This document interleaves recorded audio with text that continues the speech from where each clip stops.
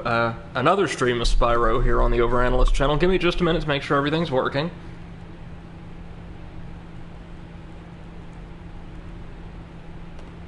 And you're gonna hear some audio looping. Sorry about that, but you're gonna hear some audio. Sorry about that.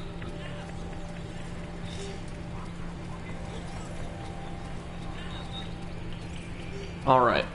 I think we're good to go. Please let me know if at any point there are issues with the audio balance, because we had some trouble getting it tamped down yesterday. But yeah, welcome back to Spyro the Dragon Reignited. It's our third day and fourth stream. I've really been enjoying this game, so I actually want to take any excuse I can to stream it for you guys. When we last left off, we had made it through 3 worlds yesterday, so half of the game, effectively. And we are now in world 5 of 6. And, boy, this one's gonna be weird. It's beautiful, as is just about everything else in the game. It's got a striking color palette, but yeah, even by the standards of, like, 90s mascot platformers, this one's real strange. Because we load in, I've not actually explored any of this world yet, and there's mushrooms bouncing around in place of, like, the little harmless fauna we could zap for extra health, and there are what appear to be dancing scarecrow chicken fairy things. This is strange. This is a very strange world, and it so far appears to be based around the design ethos of what if My Little Pony, but crack. I'm down with that.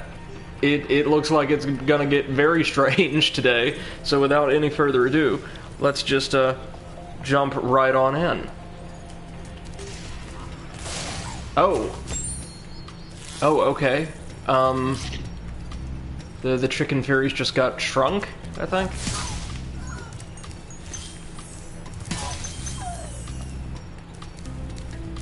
So I take it that's going to be a central mechanic here. Like shrinking the enemies somehow. We've got 3 dragons and is it 300 gems to find here? Yeah.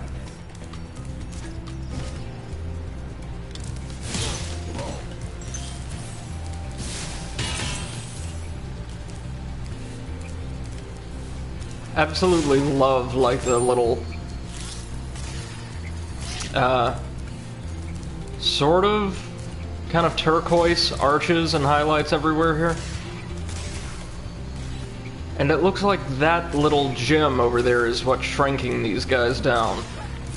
It's probably important. Or changing their size, rather. Sporadically.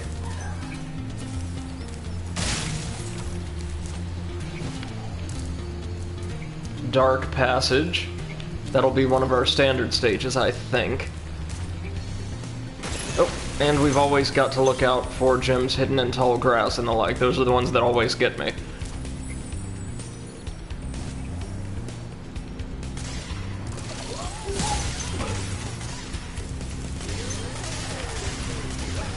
Oh, this is gonna be interesting. So it's all about timing here. Got it. We earned the Fool's Errand trophy. As I said, tons of trophies in this game. Oh. Jacques, the boss, I'm assuming? Yeah.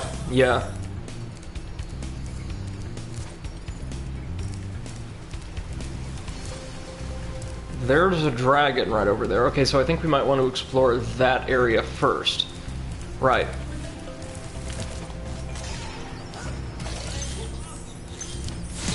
So the unarmored ones can be damaged whether they're large or small. The same does not hold true for the ones with, like, a metal cuirass. We can only ram those when they're small.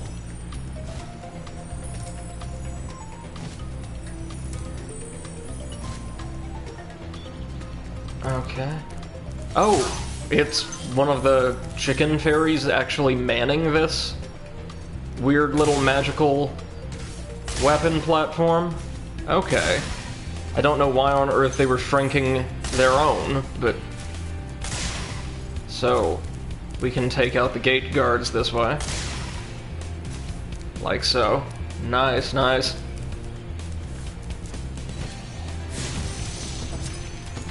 Zakomo, our first Dreamweaver. Hello, Spyro. Nicely done. I'll be done when I've toasted that nasty Nork. So these guys are Australian, sounds like? Okay. Oh, no.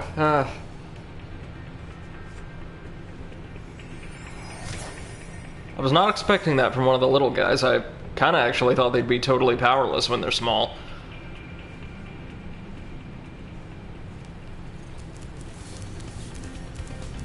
Let's try that again.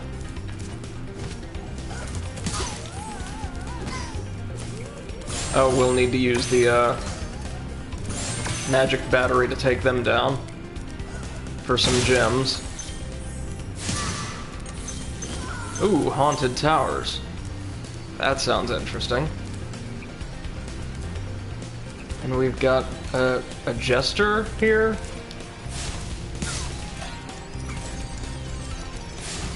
Oh, okay. A jester that we cannot permanently defeat, it doesn't appear. Well, not normally, anyway. Oh. Maybe this dragon can give us some advice, huh? They've been a little more helpful than average lately. The fools you see in this world are invincible, but that does not mean they shouldn't be attacked. Sounds all right to me.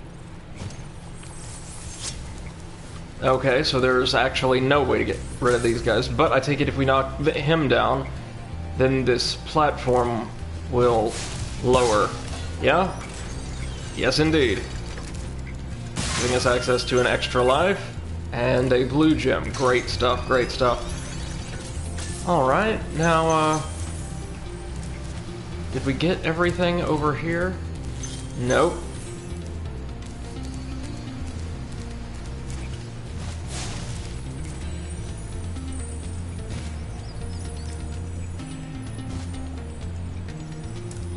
Alright, this should take us, I guess, just back to the entrance. But I want to head on back to that little magic cannon so we can take out that fairy, or, yeah, and those two. I think we still have, is it one standard stage to find and then the flight stage?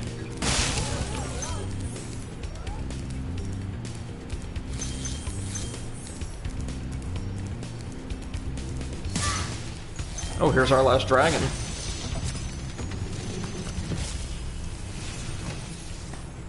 Welcome to the Dreamweavers, young one. While chasing Nasty's minions in this world, you must expect the unexpected and prepare for what is not there. Lovely. Alright, yeah, there's our final stage, Lofty Castle. Now we just have the flight stage, maybe somewhere up there?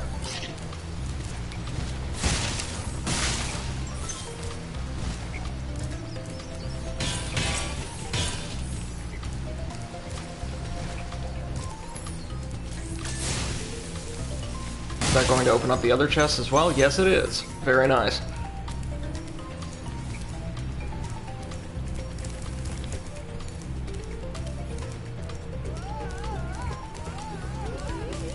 I take it that's how we'll get up to the second level. No, these folks ain't right. Alright. So if we head over here and across these platforms, we can get back to the little magic cannon and shrink all three of the enemies that still have gems we need. Like so.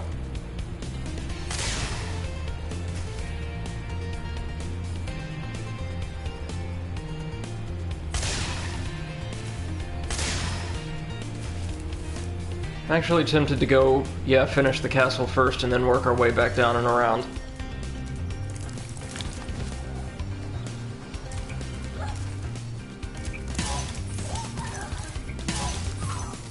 It looks like those guys might actually not be able to do anything once we shrunk them.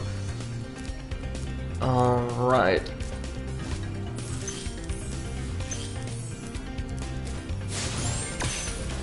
There's another fool, and another extra life. So they're going to trigger these platforms. Hey Ben, you've not missed a whole lot. We're just exploring this incredibly bizarre overworld. The previous worlds have had comparatively grounded themes, like an alpine monastery, a weird synthesis of the bayou and Mesoamerica, but this one just seems to be drugs all the way down.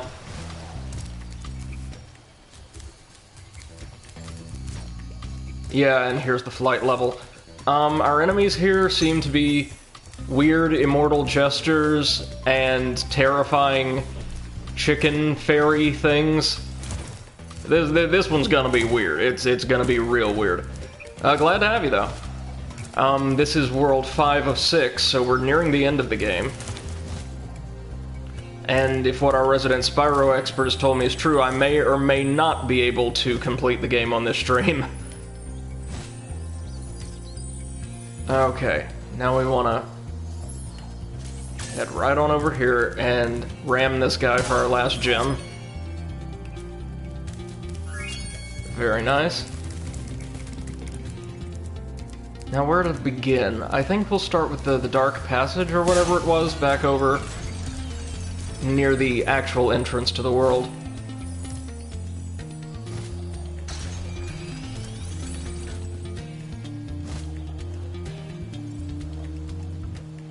We've yet to see any Shreks here, so maybe this will be like the Magic Maker's world, and the terrifying fairy things will serve as our main enemies.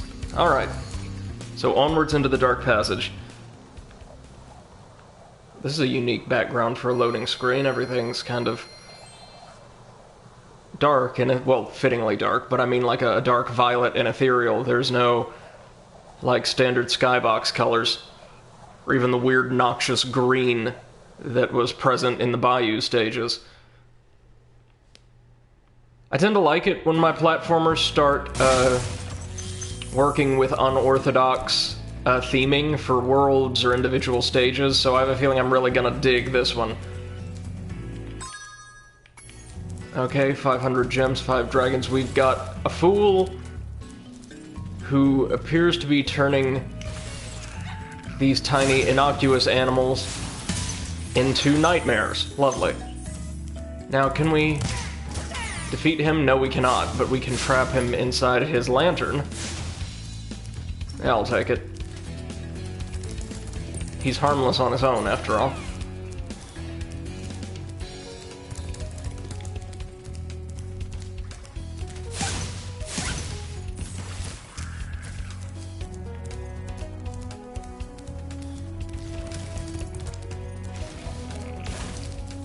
I don't think we can do jack against the giant variants of these enemies.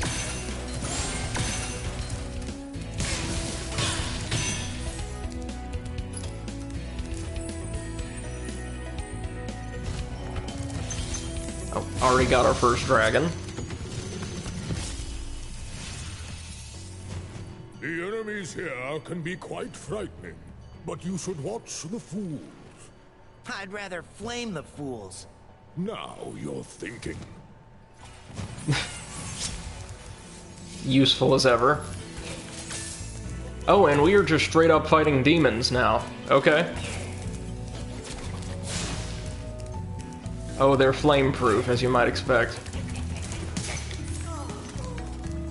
Not ram-proof, though.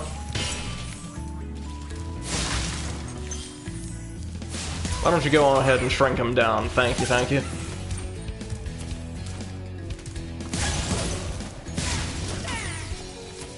Oh, we can take down the larger hellhounds. But it seems like if we want to manually revert the creatures to their harmless forms, we can trigger the Fool's Lanterns ourselves.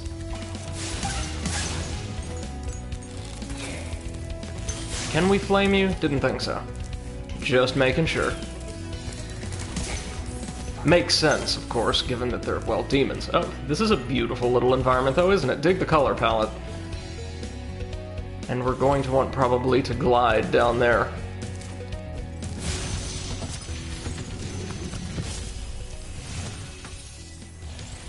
Thank you for releasing me. Oh, not even any advice, huh? We've been seeing that more and more. The dragons have not only no advice to give us, they do absolutely nothing to help because they are so good at being dragons, just the best.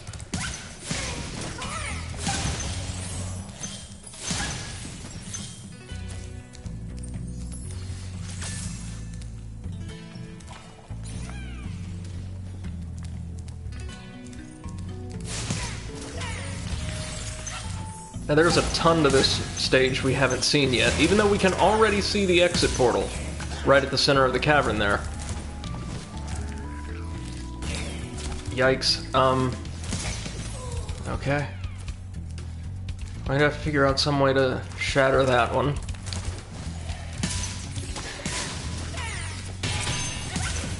There we are. Whew.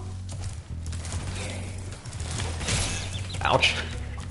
Timing was a little too tight on that one.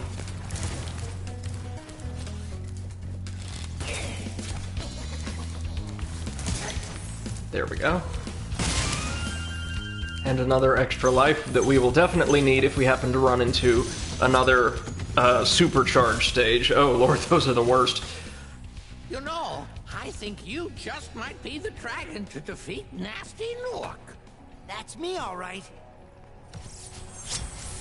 Well, it's not like any of the rest of you are gonna do anything. Alright. Now, that's how we're gonna crack open the padlock chest, of course. So to get there, maybe we have to already head on down to that cavern.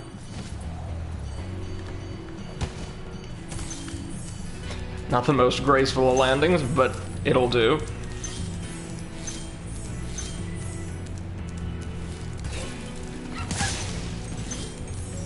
No dragon eggs here either, by the way. Maybe we are just fully past the point of the game where dragon eggs are relevant.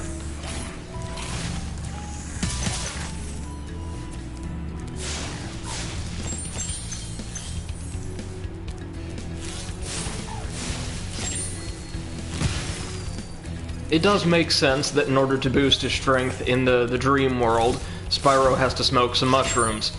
That's... yeah. Logic checks out.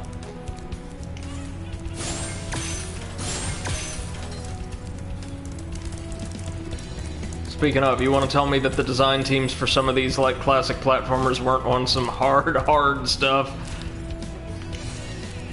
Oh, so this just spits us out back here. Okay.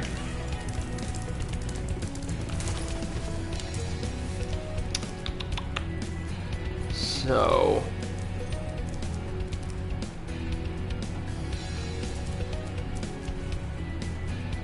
there's always a pathway I miss, so hold on. We can riddle this out.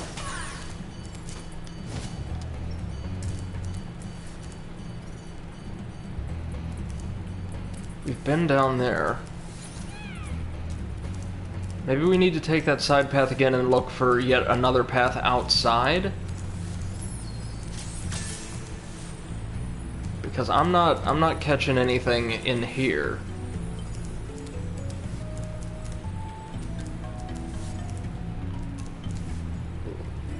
Let's see.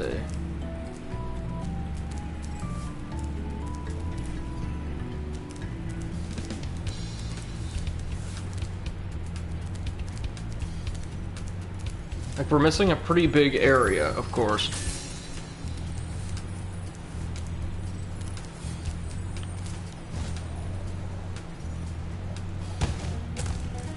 Well, that was better.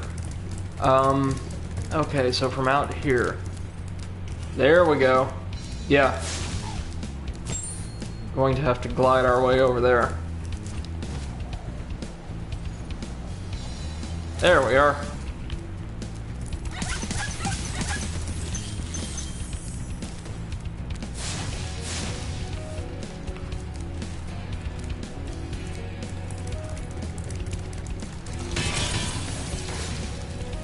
Alright, we're going to have to dodge their attacks just long enough to get to the Fool.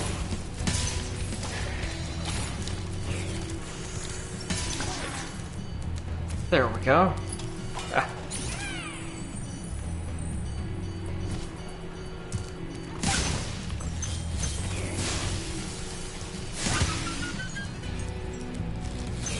Yeah, and this area is just crawling in treasure. Hopefully this is where all the rest of our gems are, and I'm not missing anything really obvious earlier in the stage.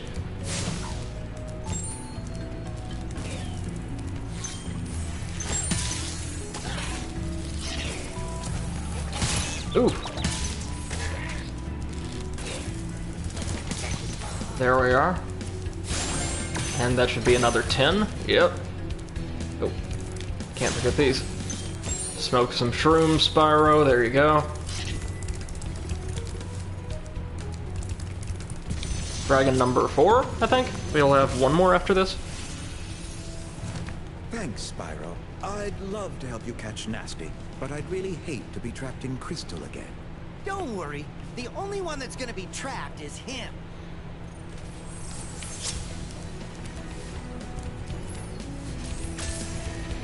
We discussed this on stream yesterday, but I really sincerely doubt the dragons are actually like the quote-unquote good guys here, because the Shreks are not present in this world whatsoever.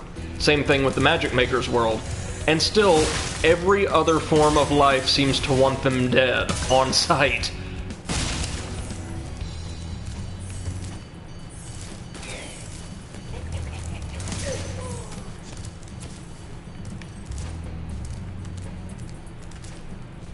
Okay. Really dig the way that this game's levels are designed, because here we have, well, a really expansive area that includes 2 dragons and about, or just under half of the entire stage's treasure, and it was totally out of the way. Like, you didn't even have to get anywhere near the path that led here. Much less reach the area itself in order to complete the stage. Really well designed overall. You can tell the Insomniac team worked on this game.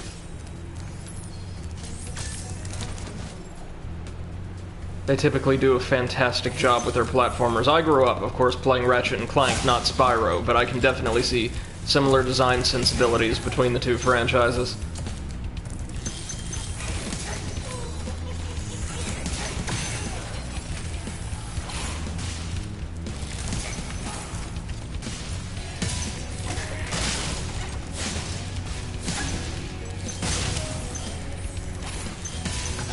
There we are. Let's double check and make sure we didn't miss a thing. We need 42 gems. This is probably going to take us to the Overlook with the rocket, yeah?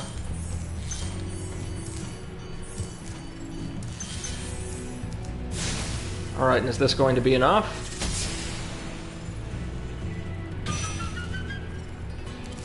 Looks like it just may be. How cool will that be? One of the platforming stages that doesn't send us on a pixel hunt, or send me on a pixel hunt for the first time in a while. Yeah, that's everything. 100% of the first stage of this world. Very nice. Very nice. Now we can carry on. That was quick. We're being efficient tonight, guys. Now, I will have to take a break, probably in about an hour, give or take, for about 4 or 5 minutes just to get a new drink and set the trash out.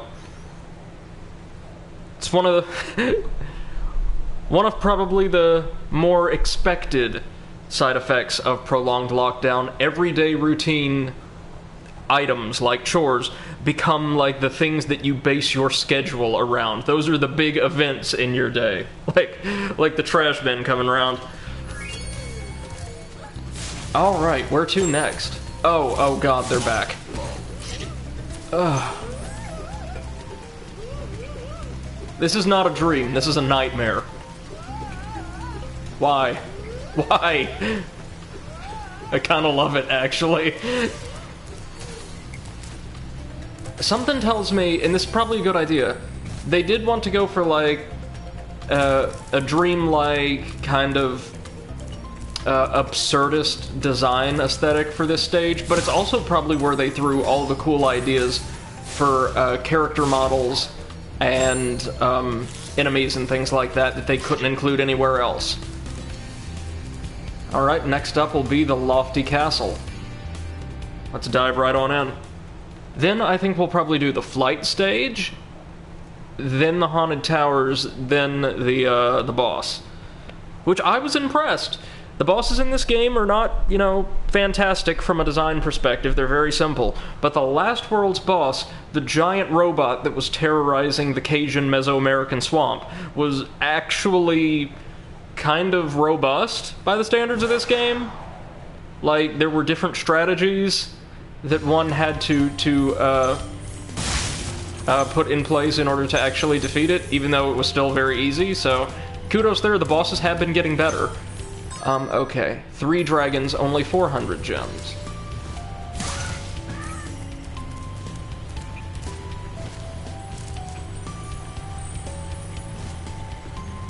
I described this, yeah, there we go. I described this world's aesthetic to a couple people last night as, what if My Little Pony but crack? And yeah, that seems to be shaping out. Everything's got this beautiful color palette of, like, vivid blues and pinks and violets, but, like, the inhabitants of these worlds are just so bizarre.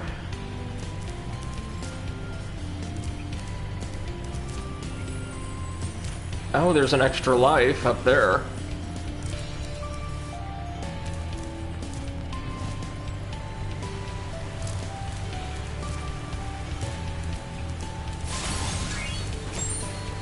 Now the fairy should, well, whenever we track her down, should be able to give us, like, super fire breath, I think, or super flame, I think it is. The other super ability that we've not seen nearly as often is supercharge. Yeah. Yeah, here we go. Help, please. Or no, we need X amount of fairies and they're probably going to do something. Take that back.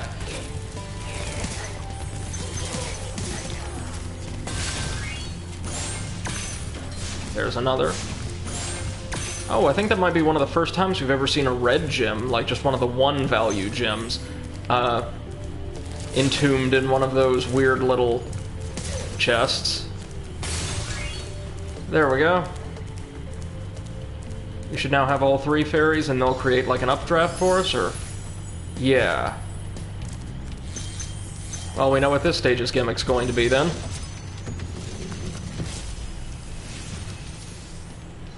What on earth? Always on your side, Spyro.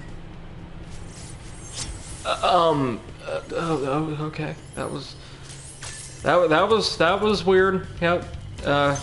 Not going to ask why he seemed to be completely asleep or was holding a giant fairy doll. Nope, not going there. Nope.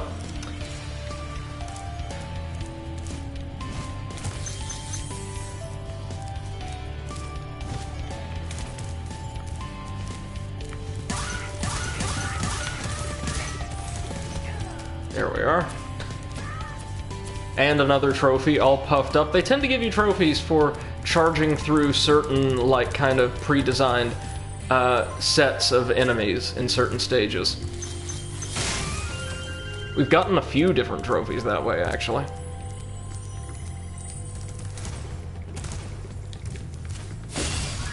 There we go.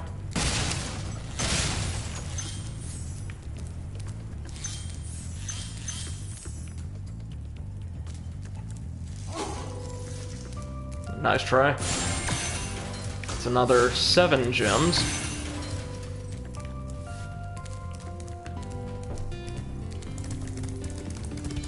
So obviously we're going to want to use the updraft over here, and oh, more fairies. So we're going to need to use them to create an updraft, but first we need to free them all.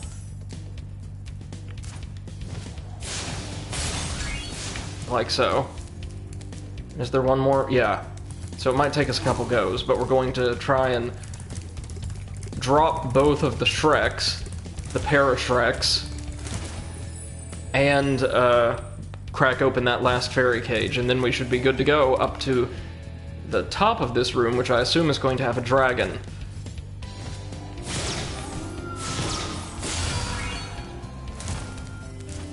There we are. Moving quite efficiently here.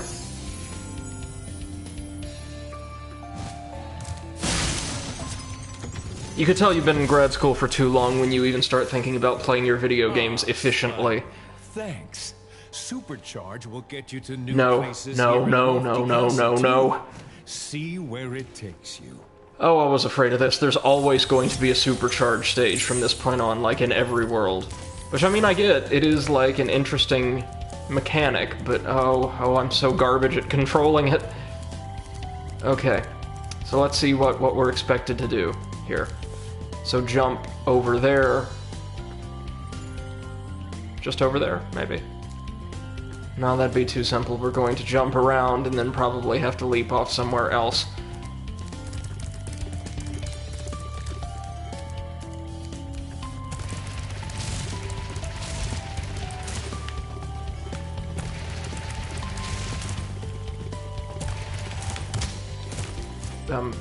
No dice there. Let's try that again. Let's try that one more time.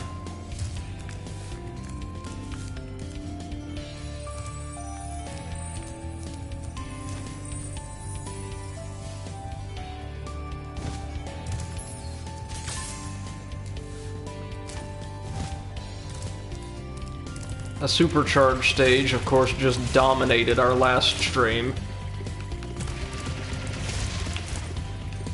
Oh, I see. I see.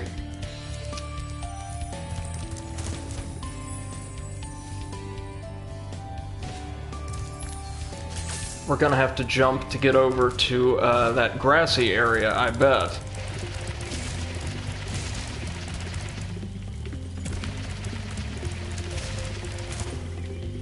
Or not.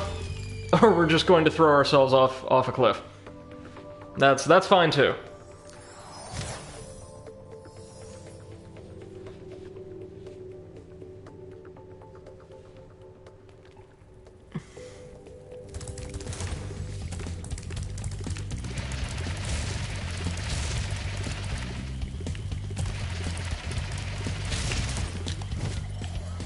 Nope, that's not quite it. Well, we'll figure it out as we explore the rest of the stage, no doubt.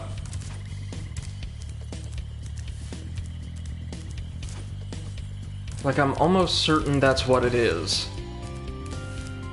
Yeah. Yeah, no, sorry, take that back. Let's try one more time.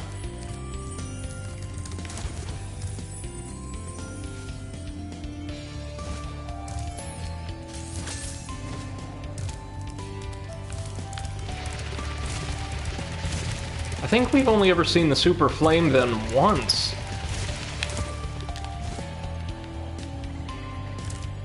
No, that's not quite it.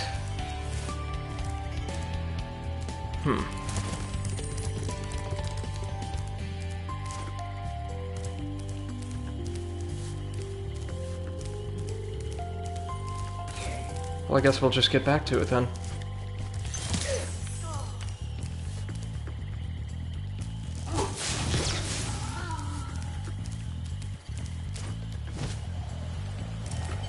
Ooh, yeah, there's a lot of stuff over here. Including our second dragon. Second, I think? Third? Third. Thank you for releasing me. Meaning, yeah, that's all of them here.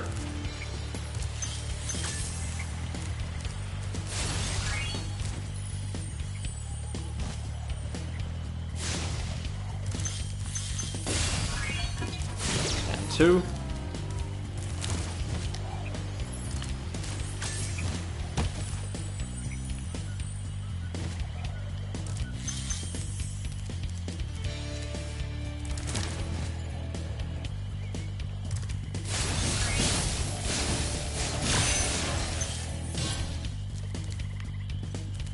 Alright, and they should be able to carry us over into the castle proper now, it looks like. Yeah, all we need to do now is collect a ton of gems.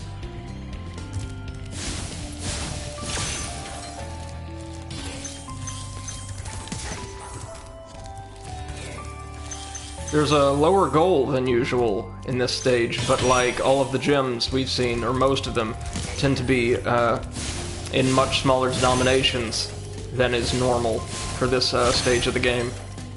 Alright, so let's see, there's all those islands we've got to explore.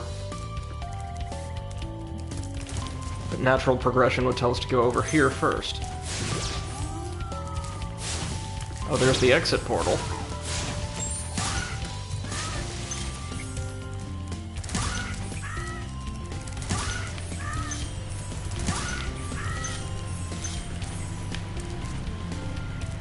I have absolutely no idea what those birds even do to attack, because I don't think we've ever given them the choice.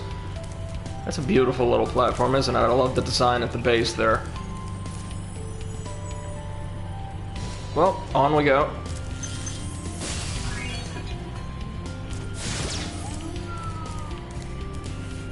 The Shreks have not brought their A game to, like, Acid Trip World.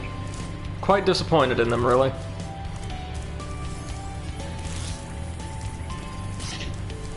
Now this will get us over to the platform. We're going to grab up the gems, and then head on over to this series of islands.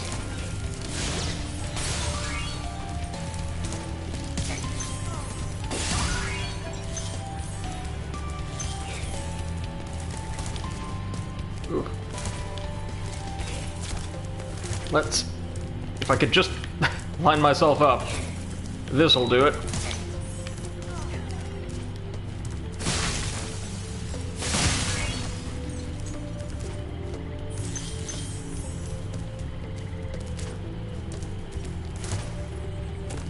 Okay, and we've freed all the fairies here, very good.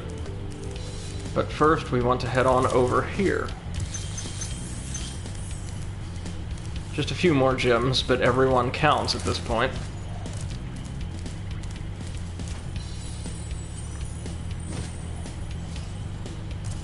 And yeah, it looks like everything we're missing we need to use the supercharge to get to. Oh, well, the supercharge and the key, of course.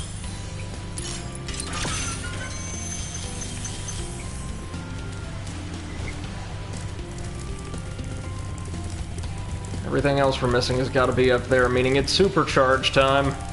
Yikes. 1 second.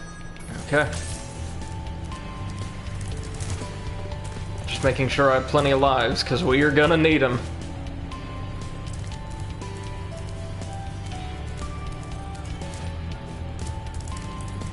So to be fair, this isn't a supercharged stage like the treetops or Wizard's Peak, where it just has this one kind of difficult little jump we need to make.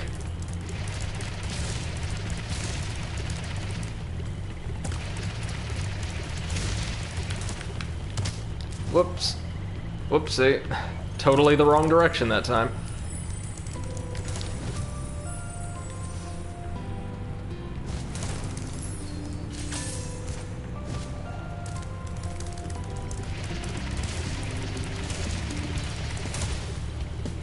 Whoops. Huh. Well, I can't.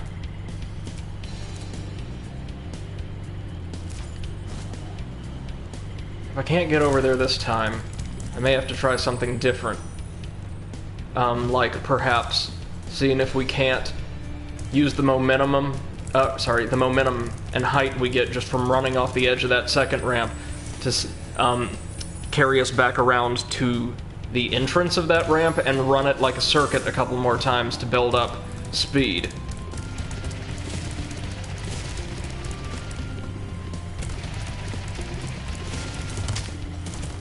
Huh. There appears to be a wall there.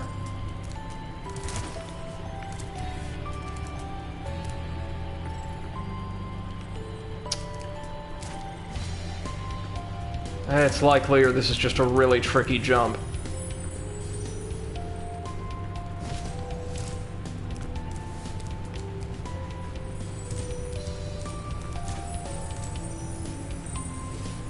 But we've 100%ed every stage in the game up to this point, so I'm not about to stop here.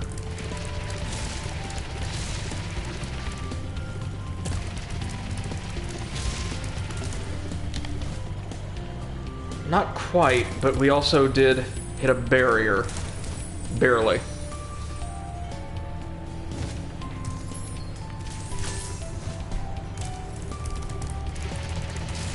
One, two...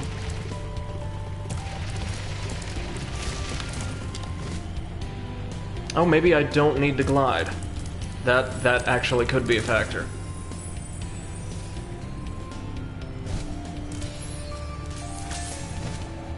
Because gliding just absolutely tanks our momentum.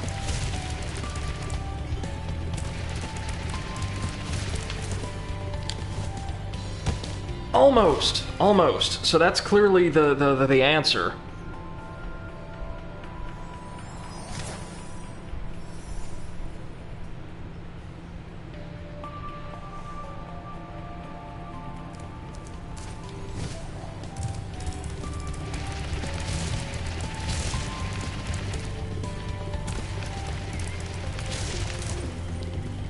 That's it. There's a wall there, obviously, like the low wall, and for some reason, regardless of whether or not we're on even keel with it vertically, the game seems to recognize it as impeding our momentum.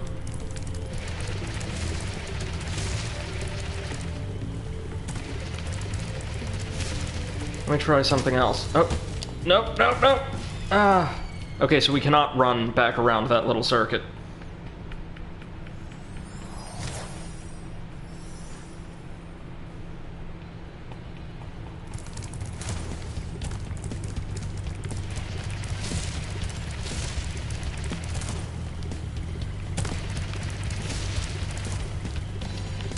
Oh.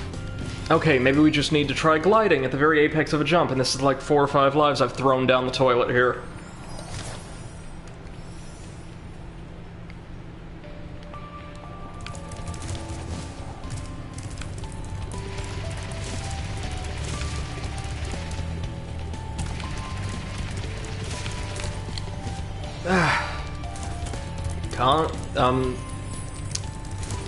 Collided with the wall of the ramp again.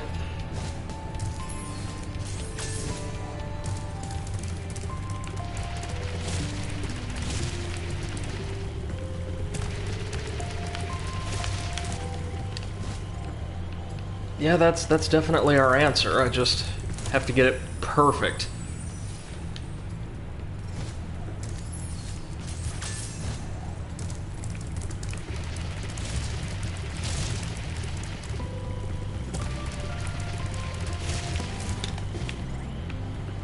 Not quite it. We need more distance, but also somehow more height. Oh, I have no idea how we're gonna do this.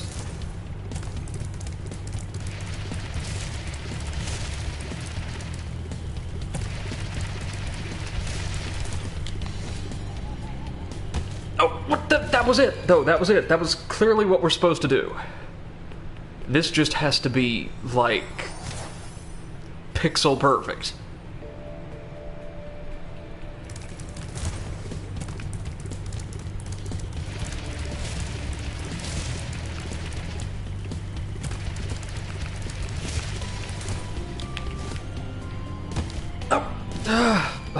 Hold on, I'm sorry to do this. I'm actually going to have to look up a guide really quickly to make sure I'm doing the right thing and not just throwing down dozens of lives for no reason, because we've already lost, yeah, way too many, to say the least.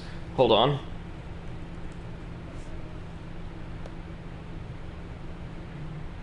I'm fairly certain we're doing the right thing.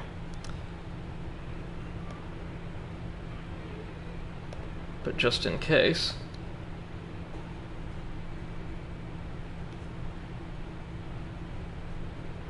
One moment.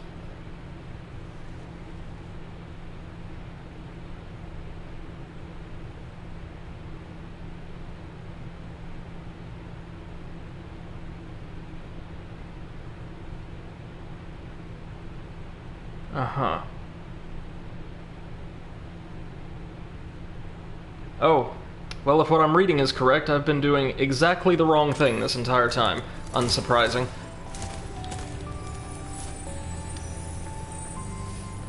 So Treetops absolutely poisoned me as to how I should be thinking about these kinds of jumps. Turns out we do need to take the ramp straight on and go somewhere else.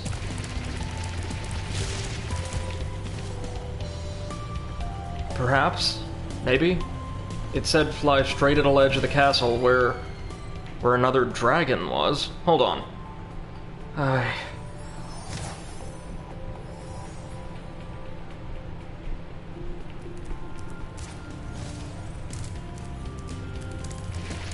So, okay, we go down here, and...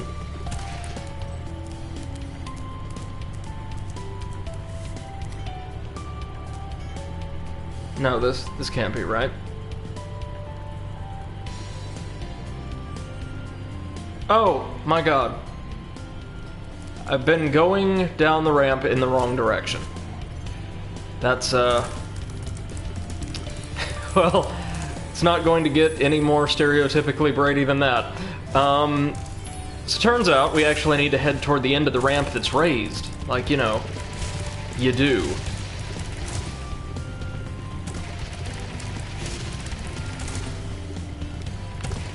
And first try. Well, that was, sad, really, just very, very sad. And that's almost everything. Are we gonna need 3 gems? Yeah. Okay. So let's really carefully retrace our steps through the whole stage and pay special attention to any areas where there's, like, tall grass or foliage of any kind, because that's where I tend to miss them.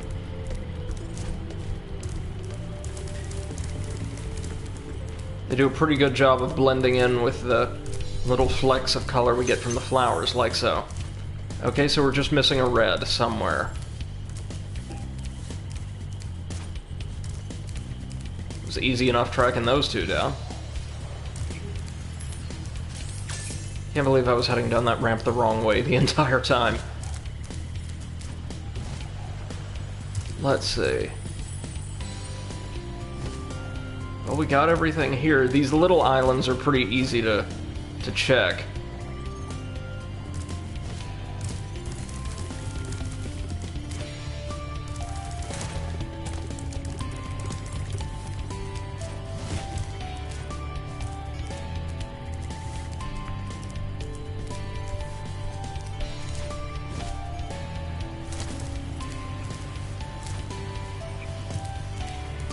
Anything here near the start, maybe?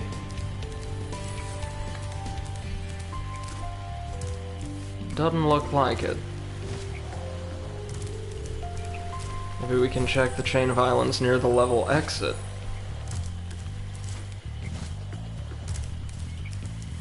Yeah, nothing here. Or there. Using a top-down camera view is going to help me find these, if they are, in fact, in the grass.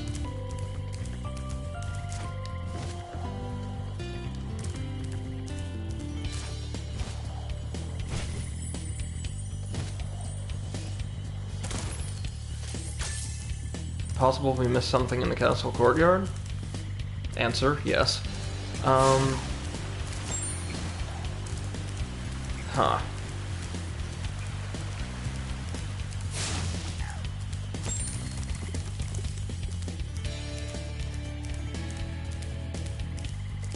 Alright, so nothing down here.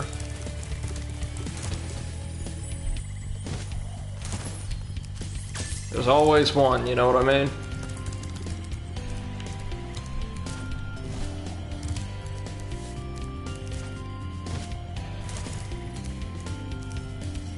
I think we've checked just about everywhere but the island chain near the level exit, so off we go then. I've not seen any enemies we could have missed.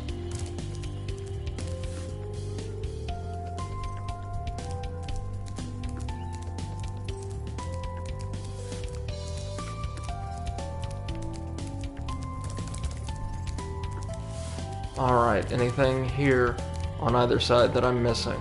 Nothing over there.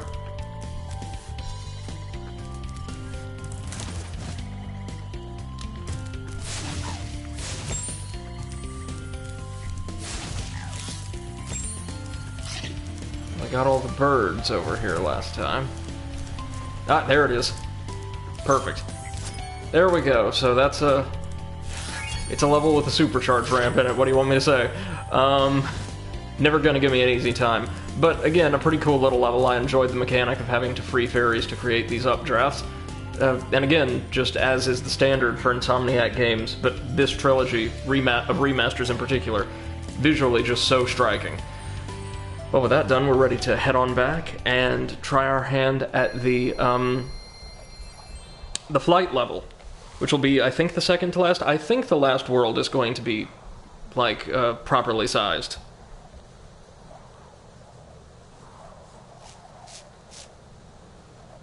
Ugh.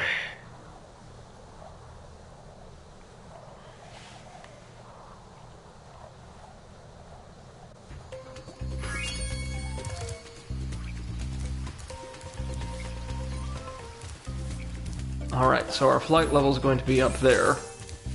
Oop. Purely my fault that time.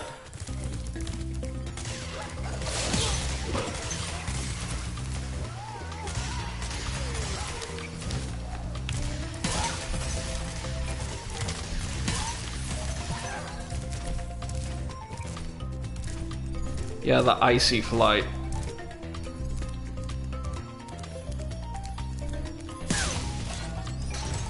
There's that platform, please. Oh, they raise each other's platforms.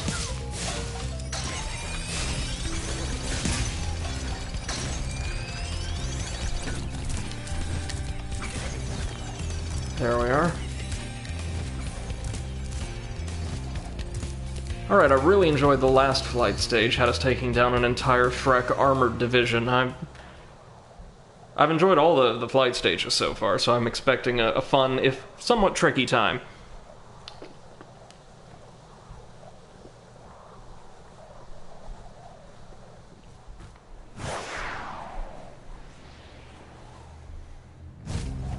Alright, we've got Shrek trains again. Oh, and more beacons to light.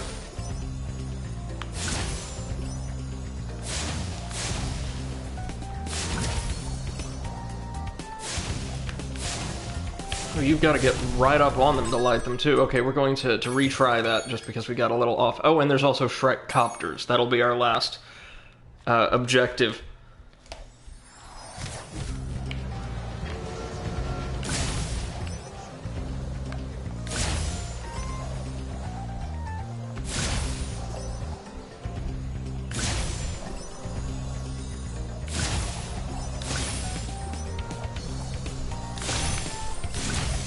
As long as you tag a target every couple of seconds, you should be fine.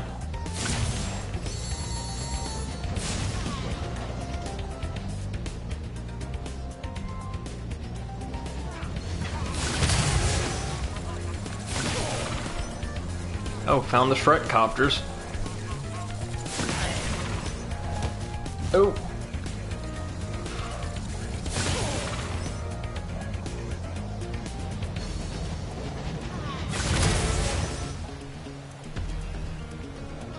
Well, that's half the trains done.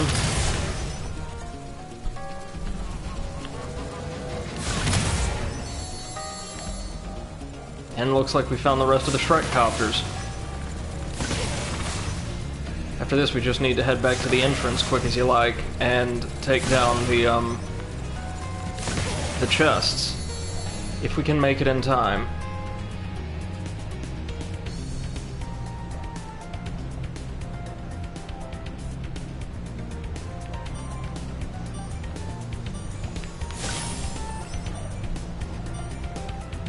Probably not gonna get it this time, but at least we know what to do.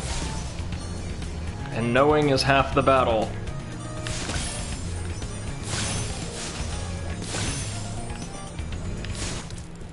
Ah, so close, so close. We were inches away from that last chest. At least we know what we're doing.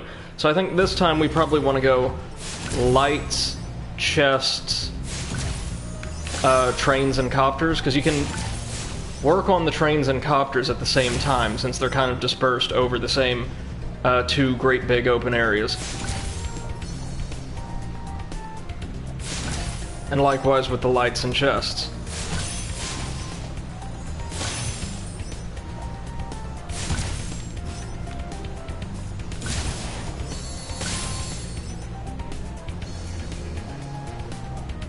And all the rest of them should be over here.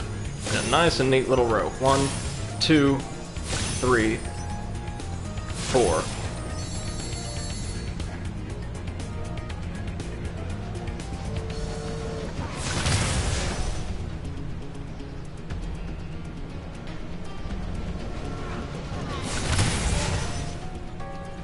Trains give us quite a lot.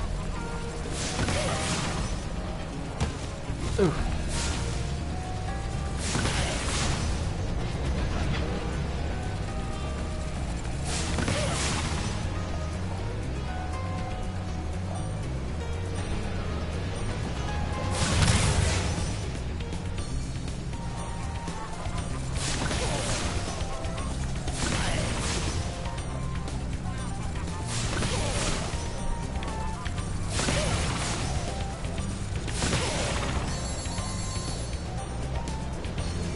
And there we go.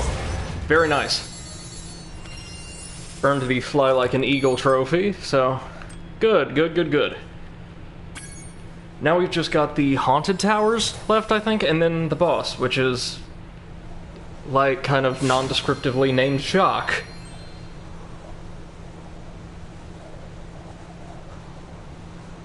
If it's anything like the World 4 boss, it'll be a simple but enjoyable time. Hopefully it's not like the World 1 or World 3 bosses where they kind of didn't really do anything? The World 1 boss did absolutely nothing at all.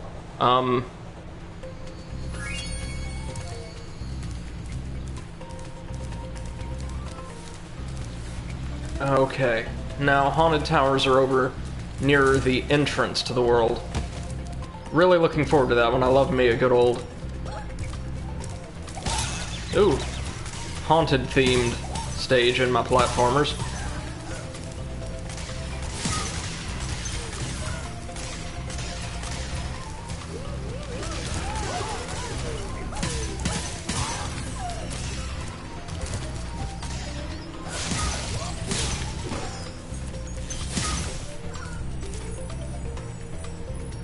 Okay, yeah, there they are. Right over past this little building over here.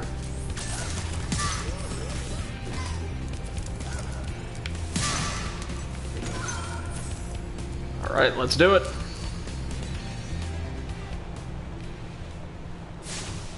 This has been a really enjoyable little world. It's got a nice, fantastical visual style. Music's been as good as ever.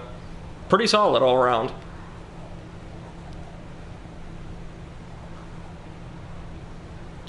Hard to believe we're already in the end game. Given that this game has so many collectibles, I honestly thought it'd take us just a little bit longer. Oh, that's interesting. Ben says, I saw a really good analysis of the level design of Dark Souls through the theory and practice of haunted houses. Oh, that sounds fantastic. Well, I have heard in a lot of, like, quote-unquote proper analysis videos is,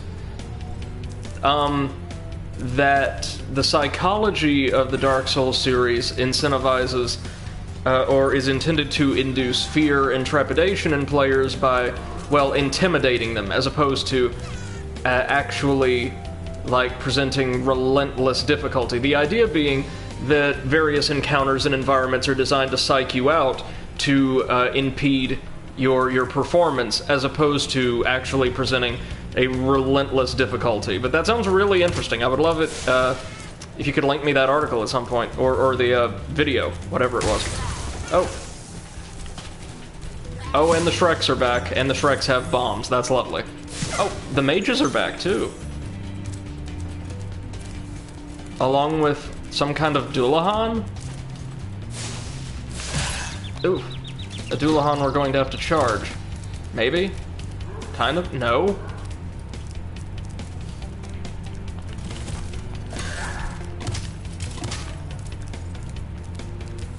We're going to have to attack the head, aren't we? Yeah, Ben says, or describes it more succinctly than I could. If you lose your cool, you stop being able to properly respond to the cues you've learned. Right. That's why I say in Bloodborne, the Cleric Beast is designed in such the fashion that it is. It's actually a very straightforward... And I'm not saying this in, just in the context of Dark Souls, but boss design overall, a fairly easy encounter. But it's so large, and so loud, and its movements appear so erratic, that it's intended to throw players off their game. The goal really is to get you to shut down. And I think, from a design perspective, that is so brilliant. Okay, so what do we have? 500 gems, 3 dragons. Bring it on. Speaking of, now that we have that amazing Demon Souls remaster announced for PS5, I am planning on streaming the entire Soulsborne series at some point or another. I absolutely adore those games. And, hold on, are we gonna... Okay, so clearly I'm intended to figure out how to deal with you by this point. Ouch. That is not how.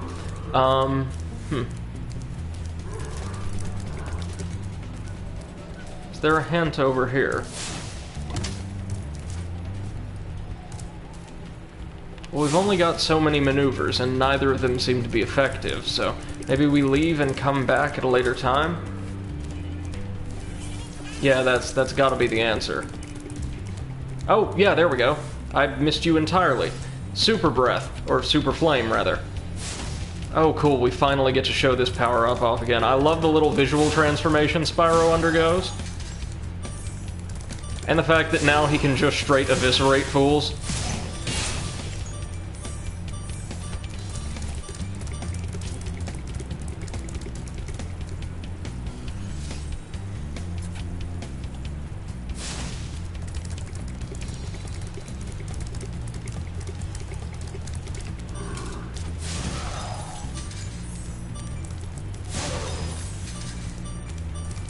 So obviously, I'm guessing most of our gems for this stage are going to come from metal enemies and objects that we're going to have to melt.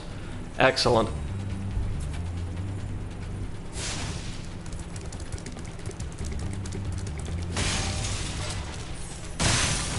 Yeah, look at that. It can just destroy anything. Adherence to standard, like, mechanics of gameplay no longer required. Right on.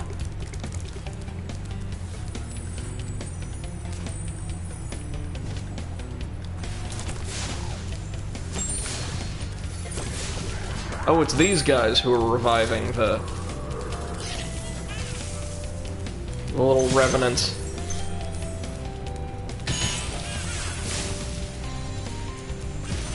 We'll need to find us another ferry in order to take all these guys down.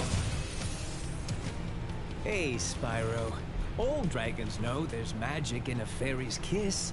See what it can do to your power of flame. That sounded considerably creepier than was intended.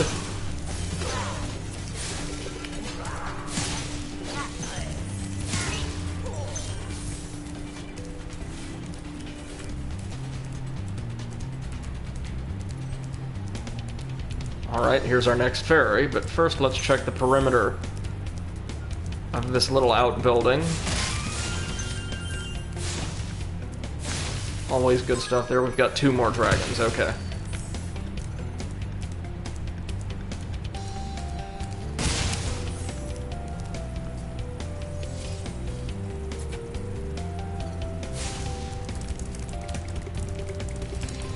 Alright, time to just start burning fools.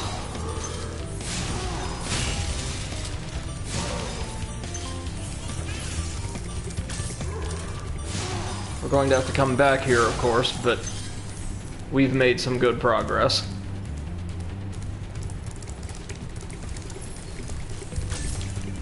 Let's take care of the mage first.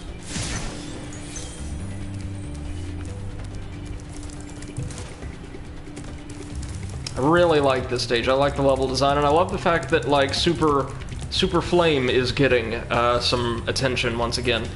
And considerably more attention than it got in its first appearance in the cave in World 3 with the metalback spiders.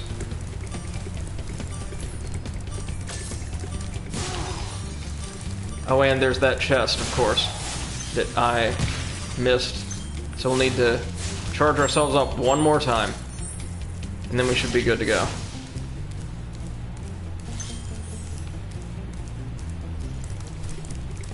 Oh, all these metal enemies are so good for business. Most every single one of them's dropped a 10, and I think the destroyed ones drop 5s or 10s.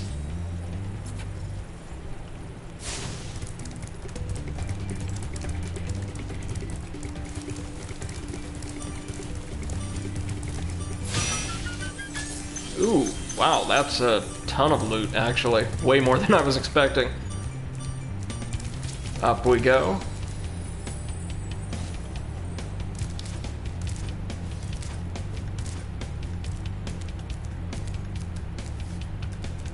Oh, no, not again.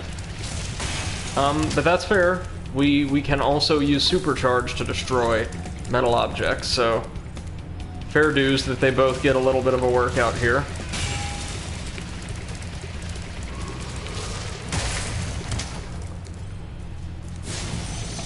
Here's our second dragon. Hold your horns. Here comes Spyro. Patience, little one. You'll soon have the opportunity to battle the one who matters most. Nasty Nork. Okay.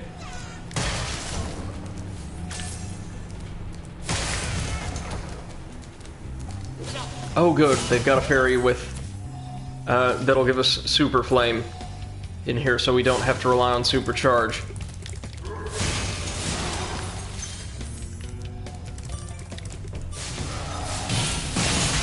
Ooh, nice. Looks like we found the Dreamweaver's treasury and promptly looted it, like a good platformer protagonist would.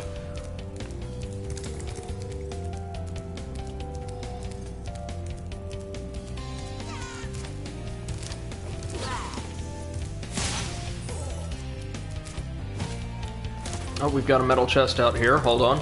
Need to top up real quick.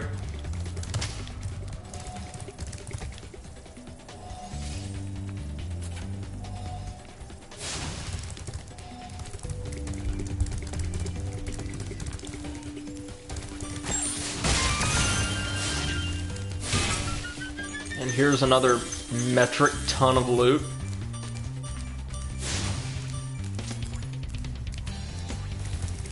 Okay, and there's the exit portal, so we have one more dragon and a little shy of 200 gems to go, I believe. 198, something like that. Ben says, speaking of looting, how would you say Spyro contributes to indigenous epistemology thus far?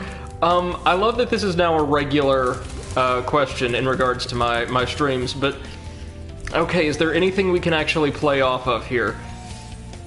Well, I mean, I guess technically all of the dragon's loot is being stolen from them, all of their, like, accumulated treasure, but we actually receive absolutely no suggestion that this was all the dragons to begin with, and that they didn't just take it from elsewhere.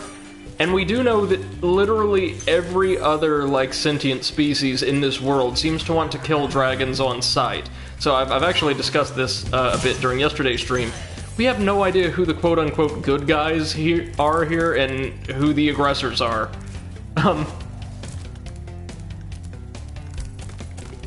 Remember that the King Shrek only did all of this because the dragons wouldn't stop very publicly insulting him and his character, so don't know, actually.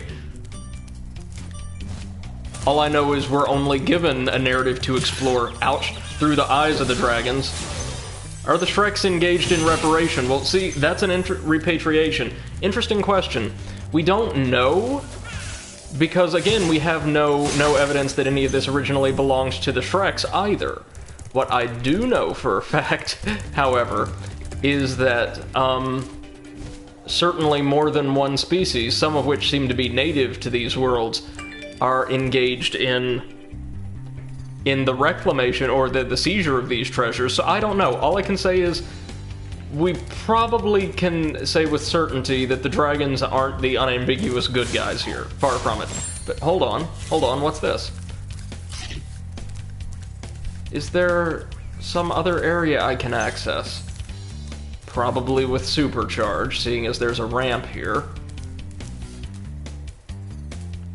Yeah. If we come here, then... Hold on. Now see, I'm seeing an area there we cannot access yet. And I'm guessing that's where the remainder of our loot is. But first, we have to get there. But how? But how? I'm on the case.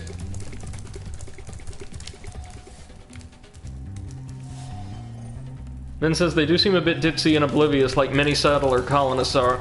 And let's not forget, extremely torpid and perfectly willing to let, like, the least among them, or among their social order, do all of the work for them.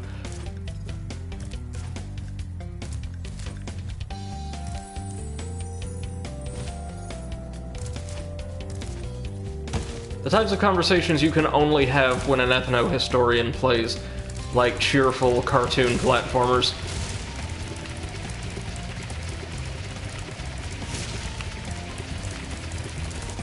Jesus! Okay, that's probably not it. That's almost definitely not it, now that I think about it. Okay. Okay. We can do this. Ben says, isn't it always the poor who fight our imperialist wars? Well, yes, of course. And poor Spyro can't quite be excluded from that.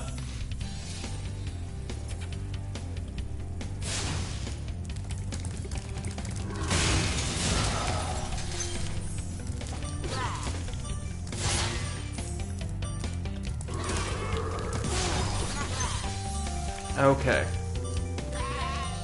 Now let me figure out how to get onto the roof of this building. I have this terrible sinking feeling that it's going to involve supercharge. And yes, charging down all of those ramps. But hold on, let's see what we can do on this end first. Ben says, I'm enjoying this interpolation. As am I. I'm sure once we get into the second and third game, which are a little bit more story-centric, we can actually continue with this very particular interpretation of the Spyro story. Okay. So, what we're gonna need to do, right, is find a way to get up onto the second story of this place. But, even though there's like a ramp here, I ain't seeing anywhere we can actually jump to or from. So maybe for once this isn't a supercharged ramp, and all my fears are unfounded.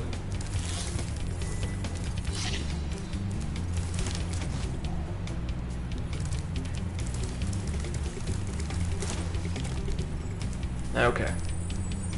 Now, wait. Is that an area on the other side of the castle I spied, but could not access? Yes, it was. So if we fall off the side of the castle entirely, that's yeah. But that's where we need to get. That's where we need to get. And as we learned, you can't really make an about face after you've been lifted up by one of those whirlwinds. So, at least I don't think you can.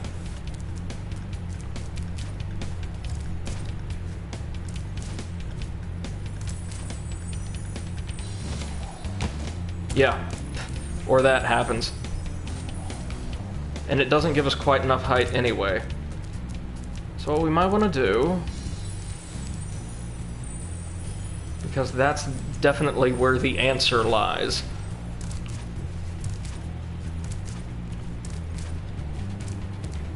See if there ain't some other way to get our perky little dragon self over there.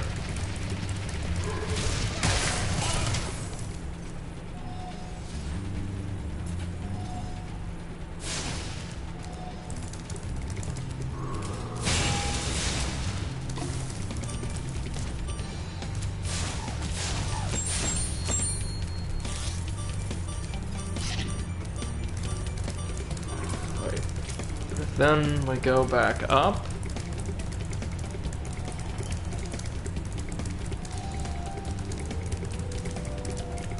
And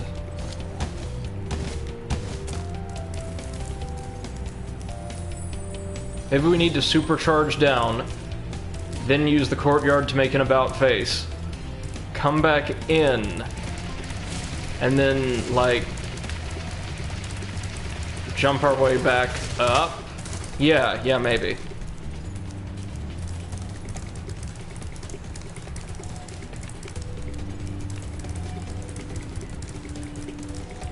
It's always these damn supercharge sections, man, every single time.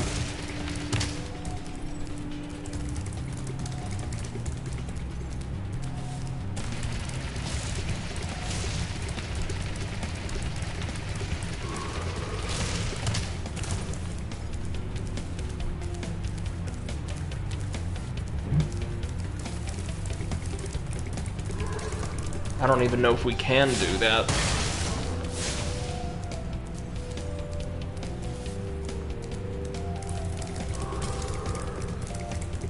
We'll give it one more try, and failing that, unfortunately, it'll be back to the old guide. Not because I've no idea what I'm doing, because I kind of want to avoid getting completely bogged down while we're on a stream.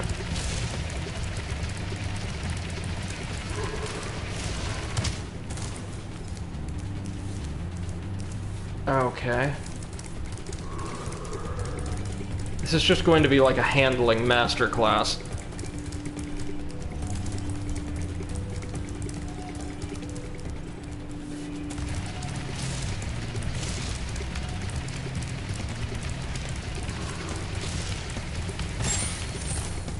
Oh, there we go again. Okay. Okay. We're seeing what we've got to do. That one's totally on me. Or I should say I know what we've got to do. The question is going to be how.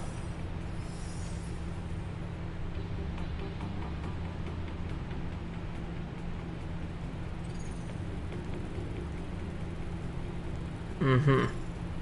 Do we have all the dragons too? No, we're missing a dragon. Wow.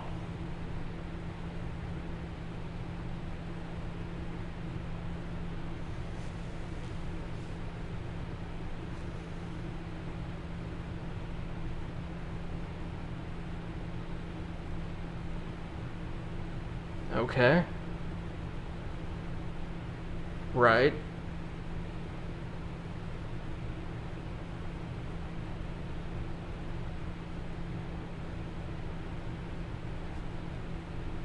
Okay, so this is a supercharge, of course, but again, I've got the right idea. We need to go down here, but the wrong destination in mind.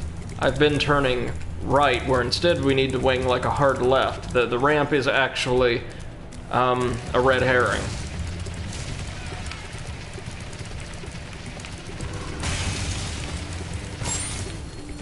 We need to do this. Well, that's what we need to do. I fell a bit short, but that's where we need to go. Okay. Okay. Good on you, Insomniac and friends. This is proper tricky.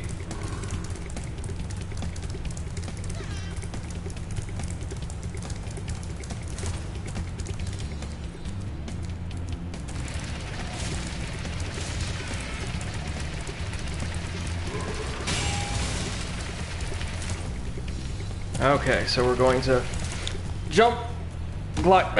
Okay, okay. Little gliding still a little too early, it looks like. But that's what we're supposed to do, apparently. We will get there.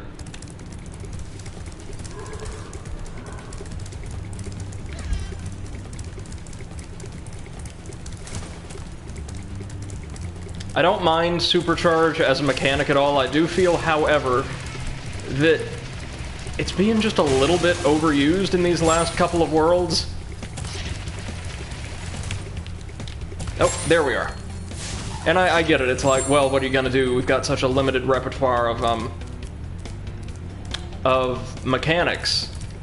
And it's a good one. It's a perfectly good one. You've become a master of the supercharge. Yeah. Great work. Did that one have like a cloud pattern all over its hide? We've got like Care Bear dragons now. Care dragons. Lovely.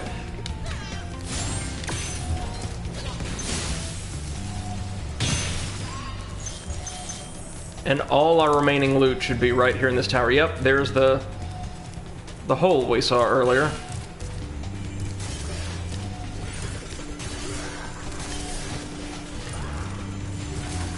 I take it there's going to be a ferry right up here.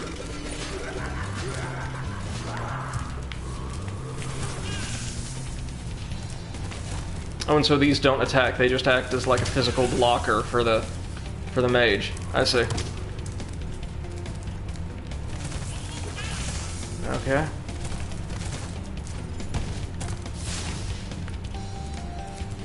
Well, ouch. Now what to do?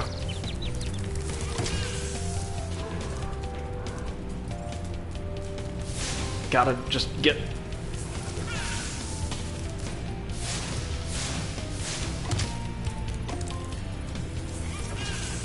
I made it around the others, but that was in part because we had nice open areas then. This place is very compact. And, no ferry anywhere in here, right? I take it she's going to be right past that door. Ouch.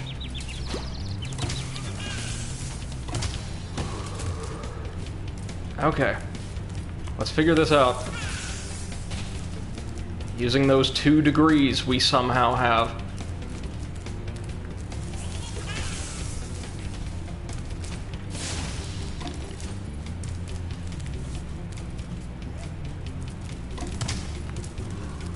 Maybe we've got to... This is effectively suicide, but... Maybe we missed something out here? There's the checkpoint ferry, but not the actual, like, fire breath save our ass ferry.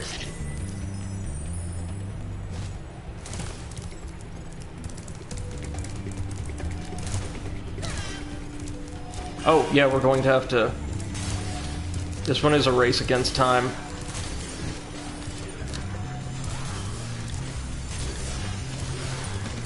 There we go.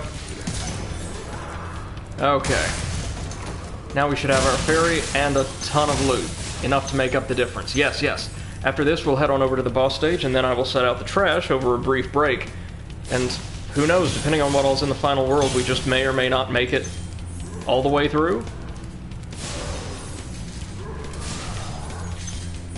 I see we don't have a meter for the super breath this time around. Is this one just permanent for the rest of the stage? Huh. Maybe. Ouch. Maybe. Okay, now we have that big chest right outside. Real quick, did we miss anything at all in here? Nope.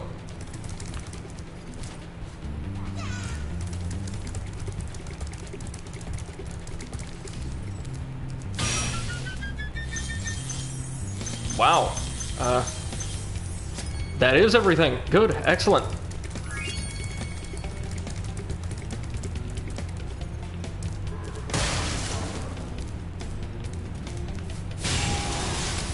Now we can just truck right on and along to the end of the stage. Since we have the gift of permanent super flame.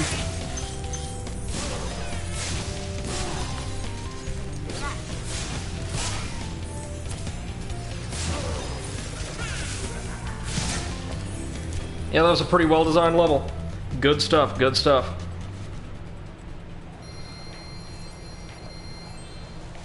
10,000 treasure.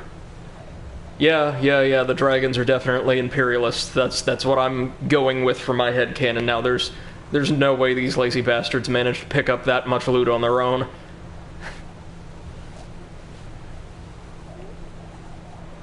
Which begs the question, what do these dragons do? Like, obviously they're supposed to have all these different classes or, like, nations based on the different homeworlds, but we have a general inference as to what their role is intended to be based off of, like, just their name, but we never see any of them do anything.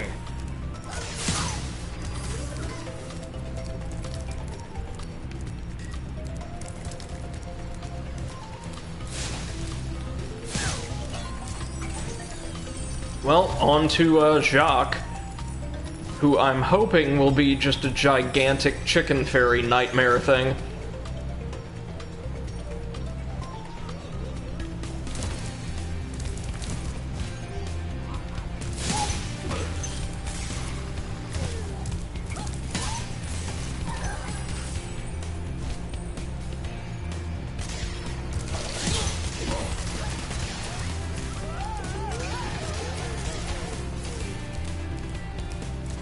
Alright, here we are.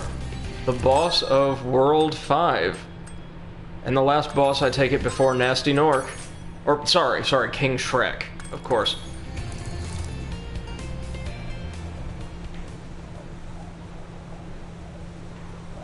So there's going to be, like, 500 gems in one dragon, I take it?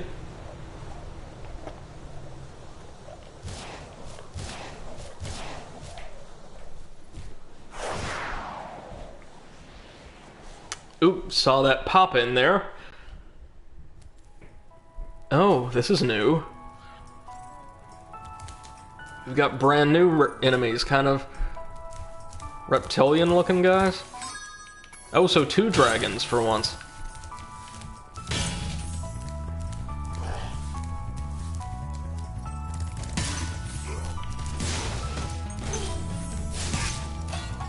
And more of the gestures, of course.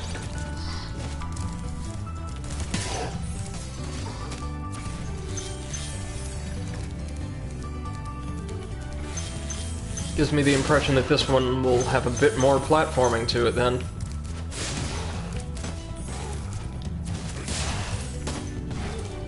Because there's so much loot. Just so much, y'all.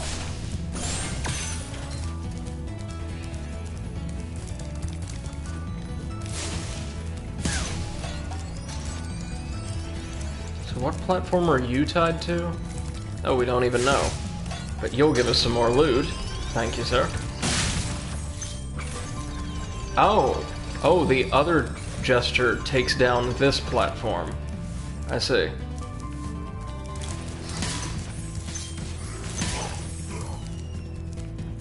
Which will allow us to get a dragon. Therefore, worth it. Yeah, this appears to be purely a side area, I think, maybe? No, the other direction's got to be our side area.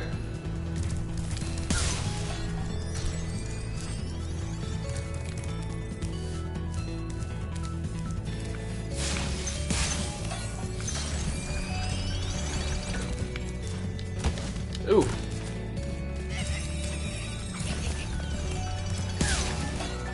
Is this not actually high enough? Or... it's gotta be just high enough. Yep.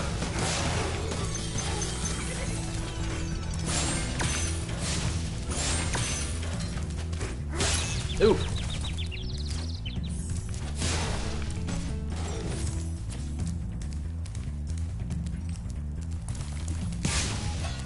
For whatever reason, these reptilian enemies remind me for the world of Jim Henson's Dinosaurs. Anybody else remember that show? It was a very strange little sitcom and kind of dark, especially by Henson standards. Had excellent puppetry, of course, though, as one would expect.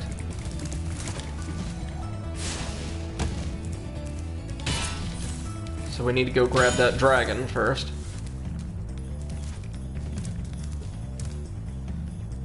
Oh, Ben says I watched it last fall. Yeah, it's been ages since I've seen it, but does it still hold up? I seem to remember it being pretty good overall. It was downright prophetic. Oh, that's going to affirm the darkness, then.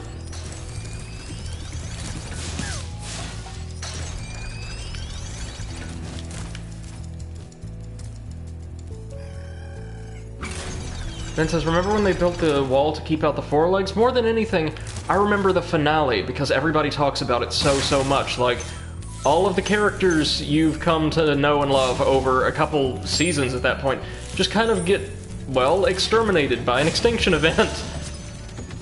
And it's just incredibly dark for what was supposed to be a kind of cheery program. Thank you for releasing me, Spyro. Take care.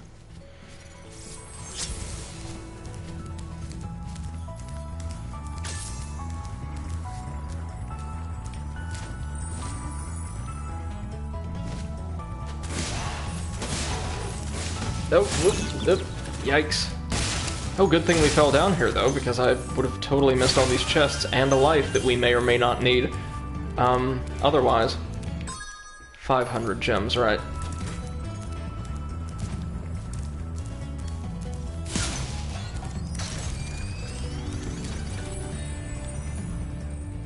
Alright.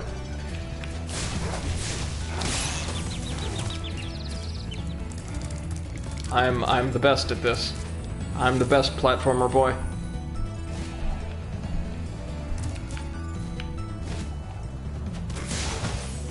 And that's all we needed them for. Alright.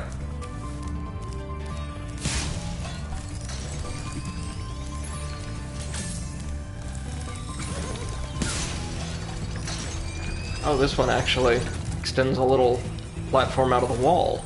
That's new.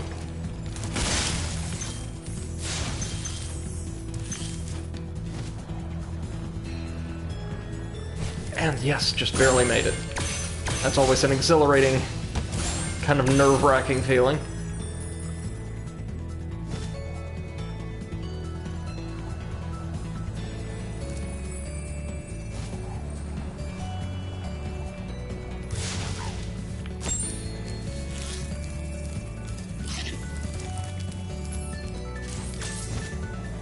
Oh, no.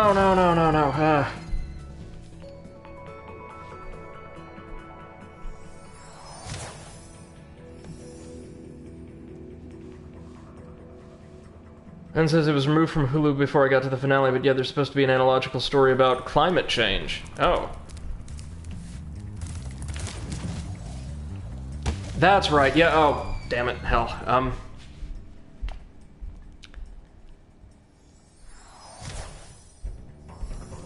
I remember there were quite a few, like, message-centric episodes. Because, well, there were a lot of really important issues that Jim Henson, lovely man that he was, cared very deeply about.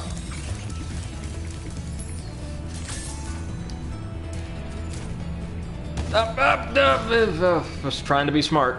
Shouldn't ever try to be smart. That's your take-home lesson for today, kids. Just don't be intelligent. It's not worth it. Okay. Are we gonna... Yes, just barely. Alright, well, we're never going back there again. Says he, as he realizes he almost assuredly left a single red gem somewhere over there.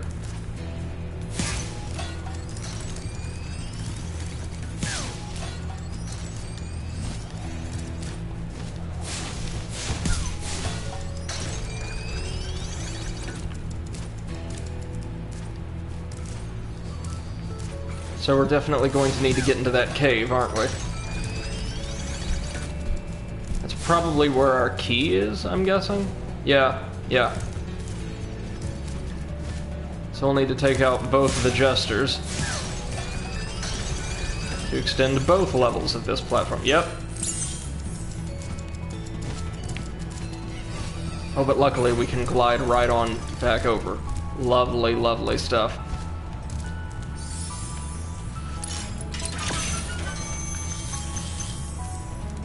$25 gems in that one. I will take it. Thank you. And here's our second gem. Oh, that must be Jacques. Oh. Yep, I knew this was going to be the weird stream. Any advice before this battle? Advice? A wise dragon once told me aim high in life, but watch out for flying boxes. Huh? Dragons are as helpful as ever. Oh, is this it?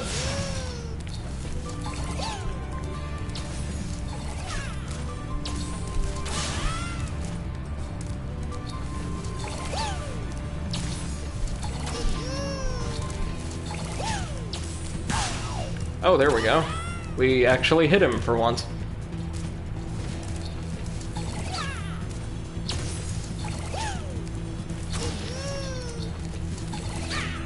And by attacking him, no doubt we'll raise the platform. Yep. Since he's basically the Jester King, it would appear.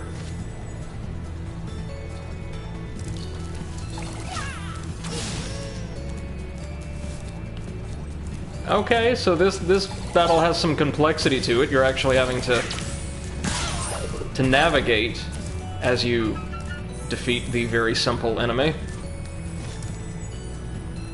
I'll take it. And we've got all the gems, so we've 100%ed this stage, and with it, the world. Brilliant, brilliant.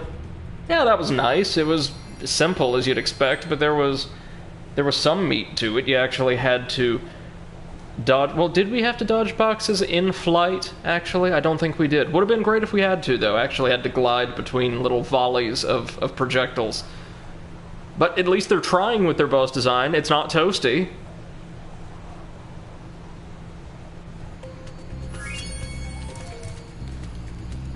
And with that, I think we're ready to go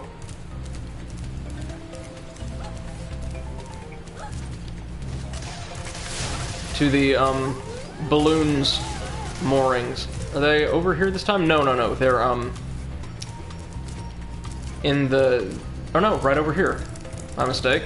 So now we're ready to actually head on to the Shrek homeworld. I hope you know what lies in store for you. Nasty's world is not the friendliest place you'll ever find. Are you ready to go? Yep, we're going to go take a quick look around the homeworld, then I'm taking a 5-minute break, mainly to set out the trash.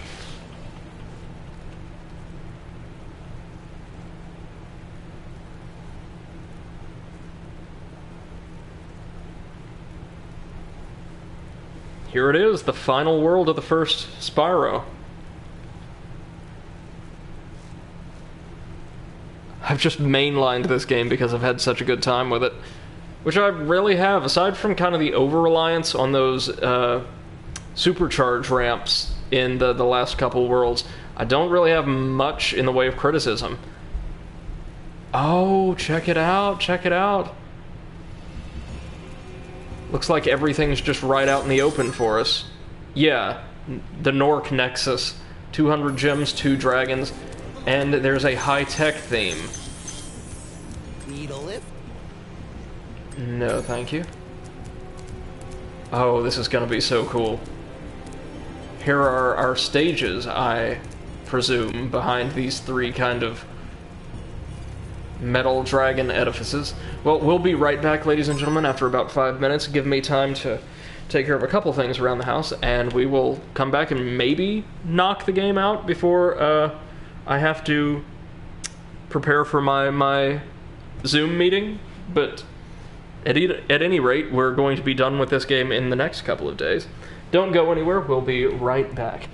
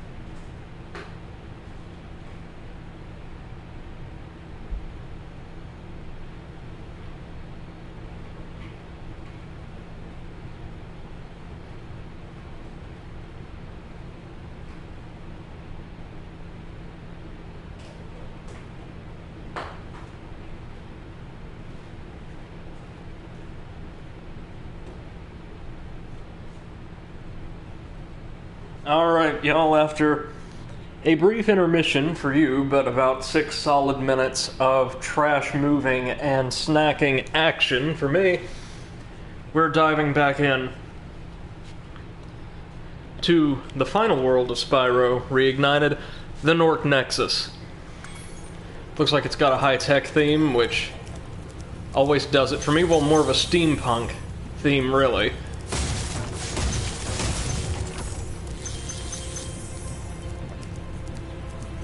The Norks seem to have very kind of rough, kind of shoddy technology, all of the, well, slightly more industrialized orcs from Peter Jackson, Lord of the Rings films. Hey, didn't I already free you? You're in Nasty's world now, Spyro. And you are the dragon that must defeat him. Bring him on. I'm ready. Reach the exit in each of Nasty's lands. Then you can challenge the Nork himself. So there's going to be a linear progression through this world. We open 1, then 2, then 3, then 4 stages. I assume. Alright, so let's head on into the first stage then, Nork Cove. I'm guessing there will be additional loot and goodies in each of the dragon edifices as they open up.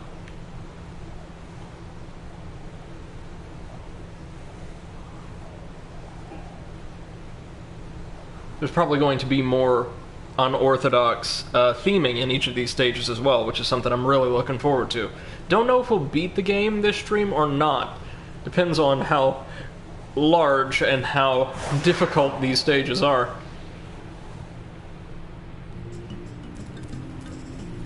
Alright, we've got like a maritime theme, I dig it. We're looking for only 2 dragons and 400 gems. Oh! Yikes. Barrels that we can charge through? Or, oh, just knock straight on back to the little dock worker there and just knock him right the hell out. Reminds me of, or this calls to mind, the infamous Dead to Rights series, and a boss in the first game that was titled, for whatever reason, he was just a dock worker, a slightly tougher dock worker with like a submachine gun, and to the amusement of many Let's Players, the name of this, remember, totally mundane boss was Longshoreman X. Are we going to have anything of quite that level here? I doubt it, but God, that was a weird game. Spawned some brilliant Let's Plays, though, particularly by Slow Beef and Diabetes of Retsupre.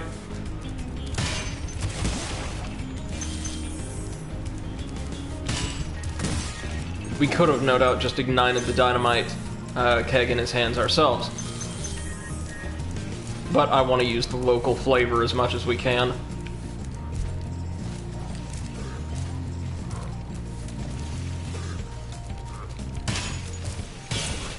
Seems like a nice little stage. I enjoy the explosive barrel mechanic quite a bit. Oh, and here's our first dragon. I think these are all dragons we have rescued previously. Yeah, Keep up the good work, Spyro. he was from the last I stage. expect Nasty's really starting to worry about you. I'd be shaking in my Nork boots if I were him.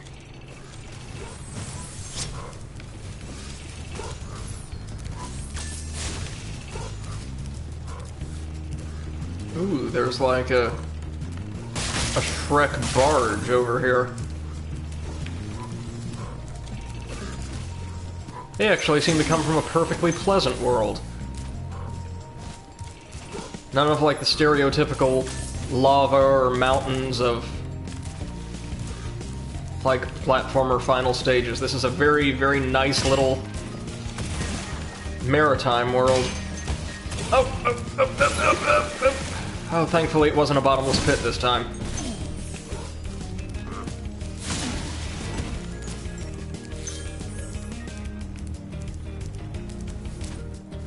The Norks have so much personality. Oh, sorry, the Shreks have so much personality. I legitimately feel bad for having to kill them.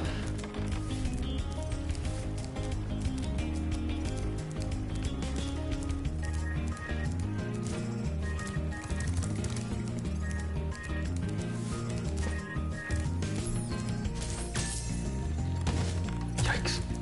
Hope everybody's been enjoying this game, or the stream, rather, of this game, whether live on Twitch or VOD on YouTube. I hope you've been enjoying this playthrough. I absolutely adore platformers, so I've been having a grand old time with Spyro.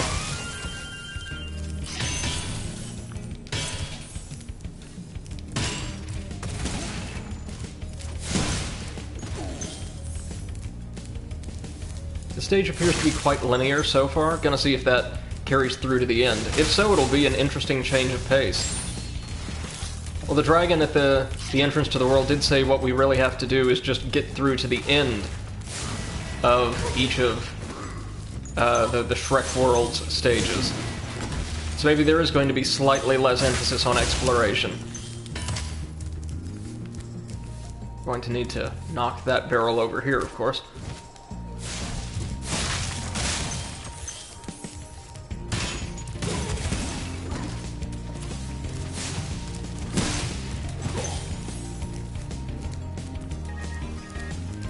These Shreks, by and large, don't even seem to be doing all that much to us. They're just doing their pointless jobs, such as rolling dynamite into the harbor.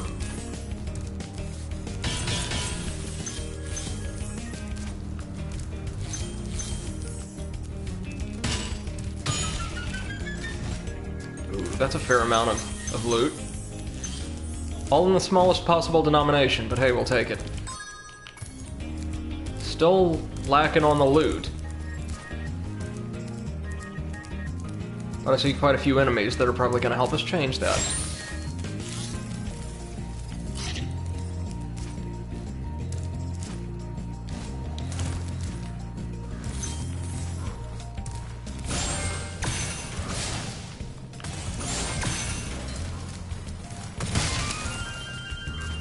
I really hope the enemies in the sequels can match the charm of these guys. Oh, come on, there we go. I mean, that's a tall order, though.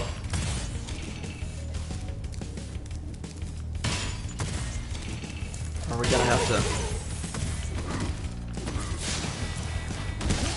to... And yeah, we can handle them the old-fashioned way. Nice.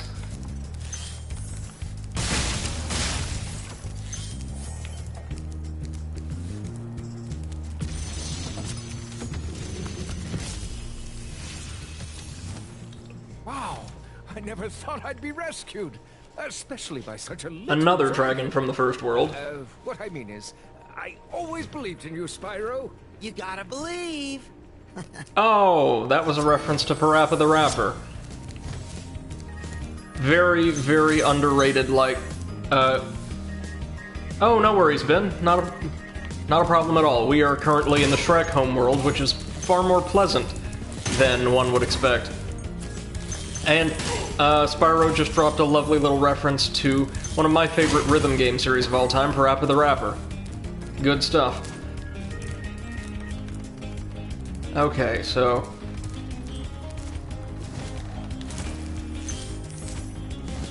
I can tell you for certain that the Shreks are 1,000 times more productive than the dragons are.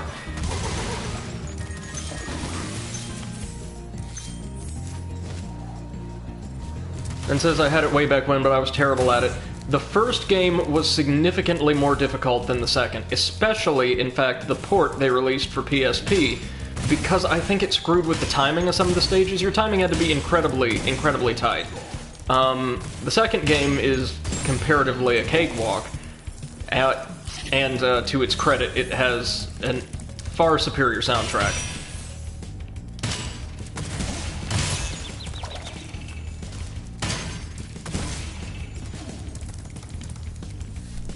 There isn't a rap song about diarrhea in the second game, though, so that it has that mark against it. There was also technically well, I shouldn't say a third game, but a second game in a very similar mold with a similar style made by the same folks and all that, called Jammer Lammy, that was based more around actually playing music as opposed to rapping.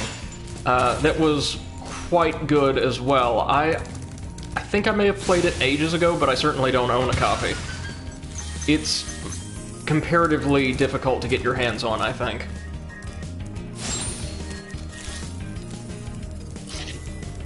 This game's had a beautiful art style, though, courtesy of, I think his name was Rodney Greenblatt. He's mainly worked as an illustrator for children's books, I know that much.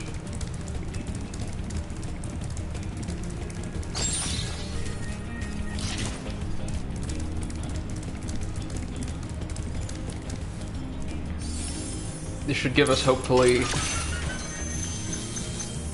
well, not 50, but still a fair few gems. Hopefully everything else we need will be on our way to back to Shrek Island.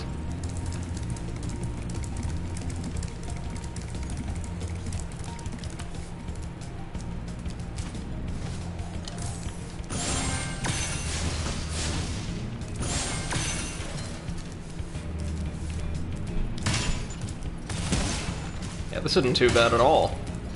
I'm certain there will be sections of this world that are far, far tougher, but this is a nice, breezy little introduction. Launch some bombs, kill some Shreks, it's a good time. And there we go. Yeah, 100%. Nice. And again, like, not as fantastical as the last world, but the design here is gorgeous. They did a pretty good job on creating visually pleasing, if not realistic, water effects. And I really dig the industrial theme here. On we go.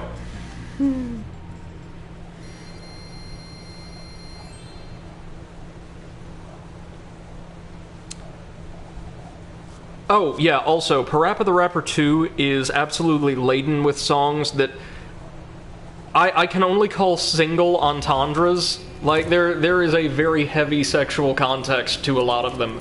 That is not inferred. There's no other way to look at them. Oh, yep, and our first dragon head has opened up, Twilight Harbor.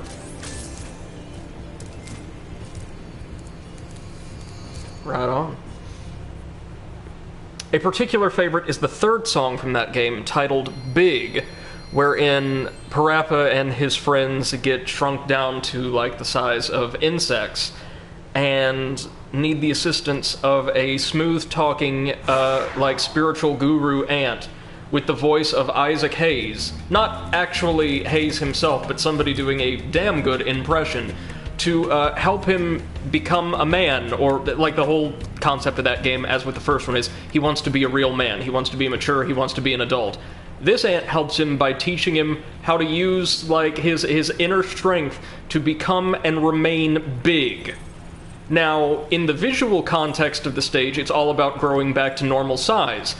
But the technology they're using is screwy, so they become too big and stay that way for too long, and it becomes uncomfortable. All of this is clearly communicated in the song. There is no reading into it to be done. It just is what it is. And oddly enough, it's a beautiful song. It sounds like smooth 70s soul. Oh, so the Shreks are ready for Splatoon now. Right on. I'm gonna miss the Shreks. I'm definitely gonna miss the Shreks come Spyro 2. What is this one doing? He's got a sword, he's not even using it, he's just flipping bombs at us.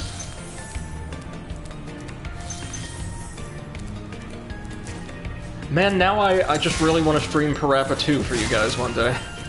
I'm pretty sure it was released as part of the PS2 on PS4 line. In fact, I'm pretty sure I have it on this console. I've just totally forgotten about it, if so. I know I own it for the PS2.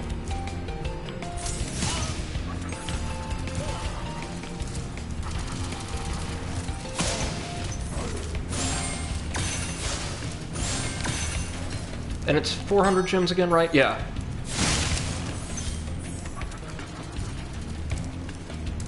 I don't know, this might actually end up being my favorite world, which is very unusual. I'm typically not all that fond of end-game environments in most games, platformers included, because they tend to be a little bit bland.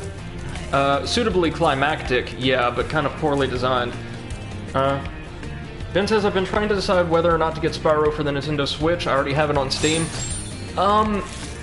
I would say give it a try with Steam, and if you find the control schemes available to you, like with mousey keyboard or whatever controller you have, aren't really to your liking, or there's some kind of input delay, then go for the Switch edition. I can promise you it'll run smooth as silk on Switch. Thank you for rescuing me. I really hope against hope, though, that we get another game for any of these series they've been releasing remasters for. Spyro, Crash, in the style of the original platformers. Just think about how much they could do in terms of, like, environment design, length of the game, different stages and all that, with the technology available to them with this console generation, or the next one.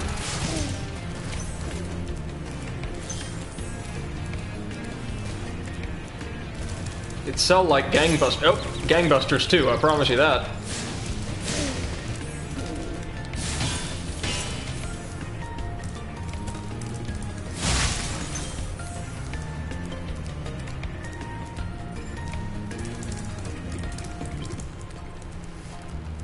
Now there's gotta be...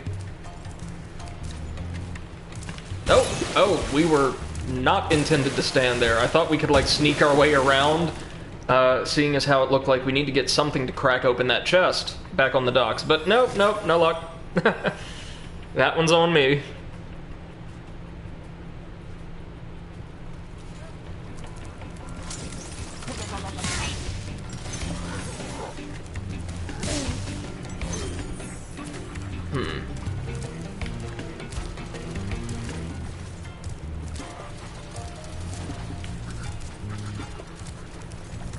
What are we gonna have to do to you, ultimately? I guess we'll find out later.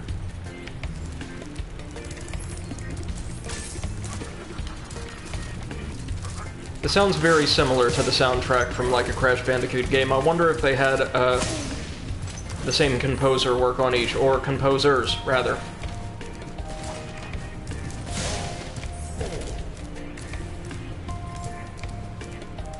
Alright, so I guess right now we've got no choice but to just... Wait, what's this? Ah. Oh no. That doesn't bode well. Oh dear. We're going to have to convert this into a super dash ramp. Yay. Well, let's get everything else first before... Well, no, we need to charge through the office building, or the, clearing. And then, down across the docks onto the chest. That doesn't sound terrible, though it probably will be. Hold tight. Oh, see, they knew. They gave us an extra life right from the jump.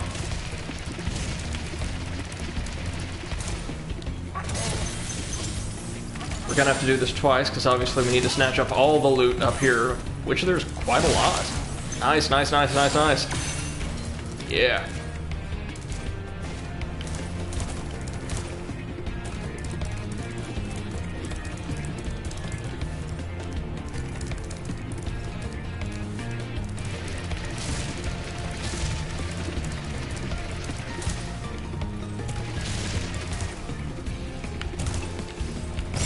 Yeah, there we are. And I don't want to jinx it, but I think we just might actually be able to clear this game before my call tonight.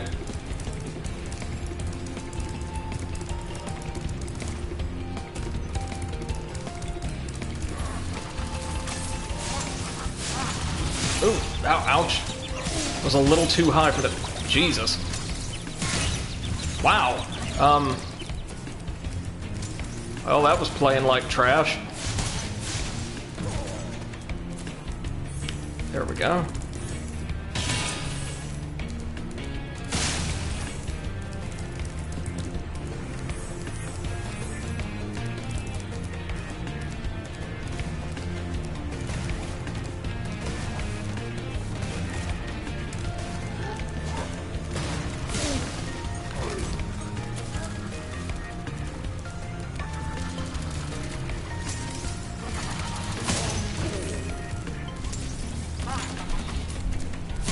There we are. Hopefully we can find a small creature to barbecue in order for health. To get some health, rather, before too long. There we are. Nice bit of... well, or not. Or not, you know, just... it could not.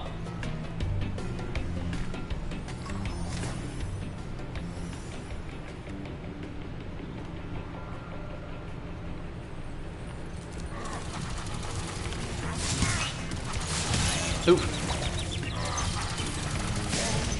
Gotta be a little more patient with these guys.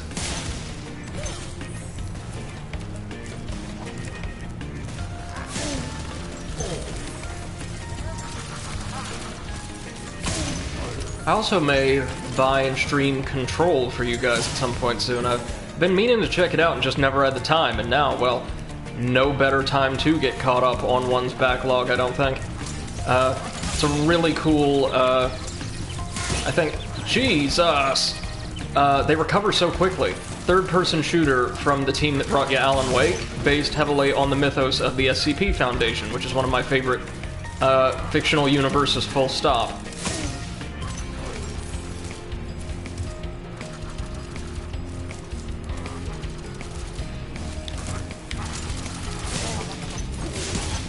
There we go.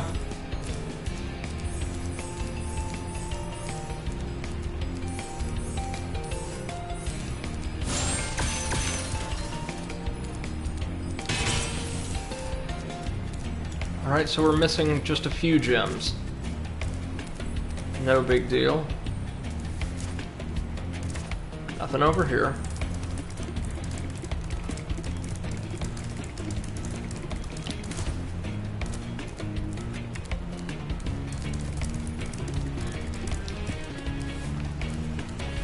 Nothing there. Luckily, this stage is pretty linear, so there's not too many places they could be hiding.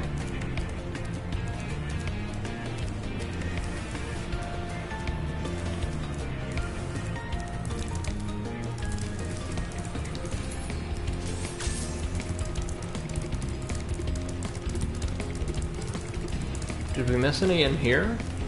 No, doesn't look like it.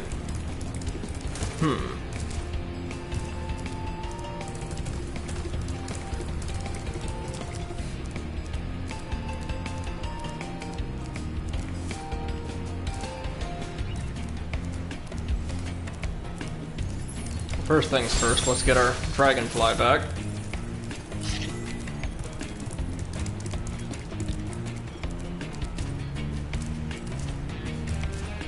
Oh, here we go.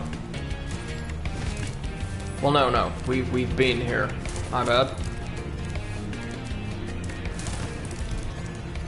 Nothing over there. Okay.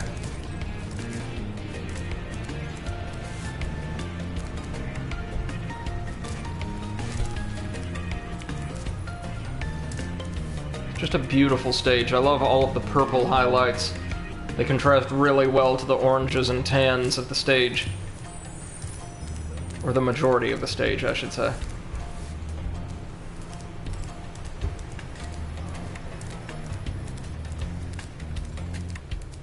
Okay.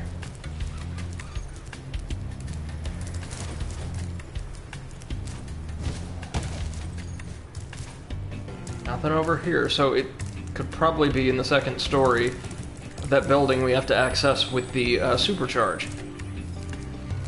Let me just see.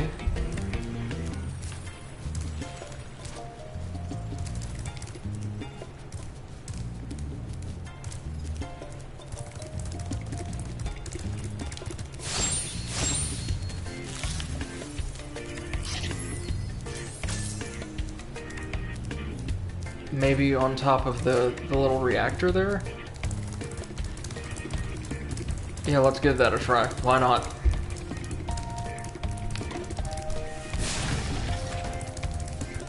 Flame-activated hand cranks. That's a new one.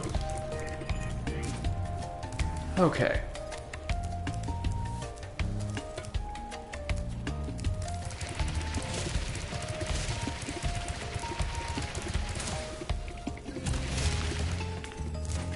Yep, there we go. Let's see if we can't nail this. Yay! There we are. Alright, that's stage number 2, 100%ed. So let's head on back to the hub world to get us some new loot and a new stage.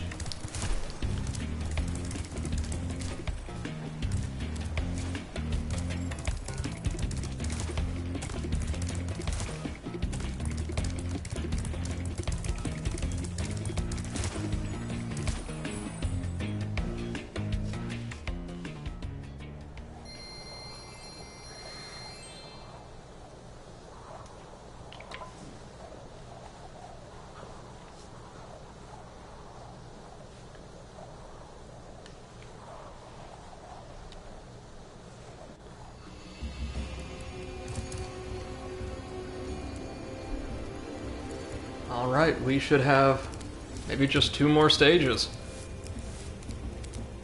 Well, that doesn't make any sense. We can see Nork already. So maybe we take him down, and then if we collected everything up to that point, we get to access this final stage? That makes sense, yeah? Yeah, because there we go, we've 100%ed the stage in terms of treasure, so yeah, I guess it's time for Nasty Nord. The second to last stage in the game, I'm guessing. I'm hoping. I'd love for there to be some kind of special bonus battle we unlock by getting 100% of the collectibles, which is typically the way these kind of platformers work back in the day. And after this, once we're done with this game, I'm actually going to switch over to the Crash Bandicoot trilogy to knock all 3 of those out. Then head back over to the Reignited trilogy to take down Spyro 2 and 3. Just because Spyro's a little bit less familiar to me, and I kind of want to be able to take my time and really savor those experiences, because apparently the second and third game are much deeper. Alright, so it's time to take down the Shrek King, and we're just 500 gems, that's it. We are right into it, huh? Alright. Just a moment, good King Shrek. See, if I could do... well, first off, if I wasn't using the PS4's recording capabilities, first and foremost. Ah, we've got a key.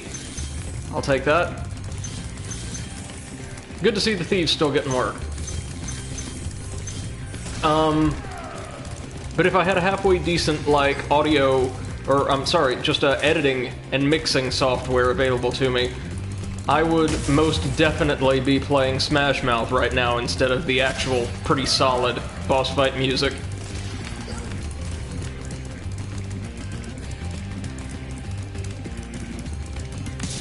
There we are.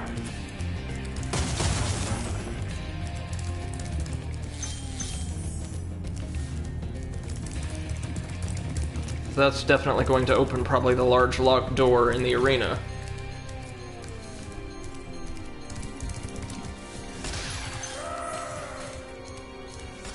Notice there's like no preamble, it's just straight into the fight. Oh, a second one. I see you.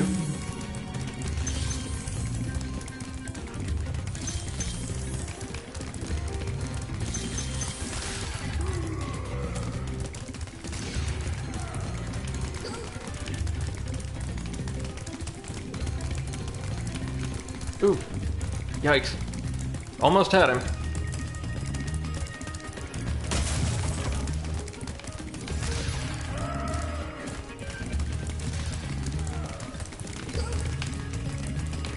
There we go. Now let's get the rest of our treasure at a nice leisurely pace. And notice, Shrek is still just launching attacks at us. Incredibly futilely from, clear across the map. Alright, now, what should this open?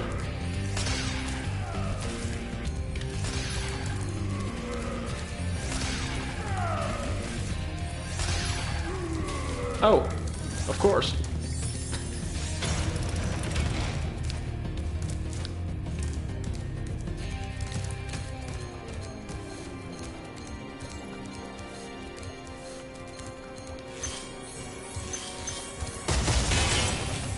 So it looks like we're not actually going to be fighting him for a little while. He is in full-on retreat, and it's... Okay, yeah, 500 we're aiming for. Well, we're already over halfway there.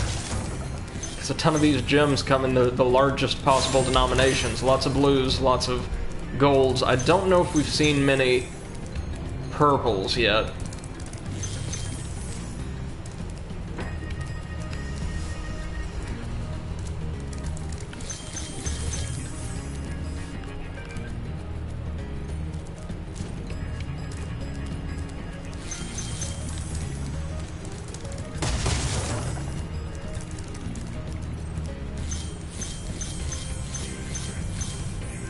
Oh, and off he trots again. Didn't even do anything that time. Oh no, we're going to have to chase him down, of course. Just like one of the thieves. Alright, you got it. No, no, you don't got it, you don't got it. That was, again, never be smart. Never be smart. We're just going to have to probably try and chase him down in the more traditional sense.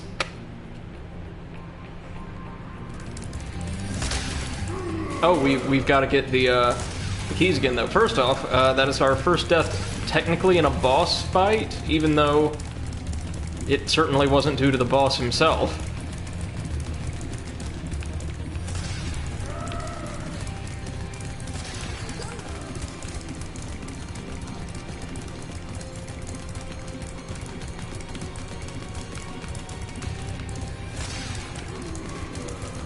Lord, these guys are fast. Just a hair slower than Spyro moving at a full tilt. So I'm curious, can we use that to just activate the platform straight away? The answer is no. Okay.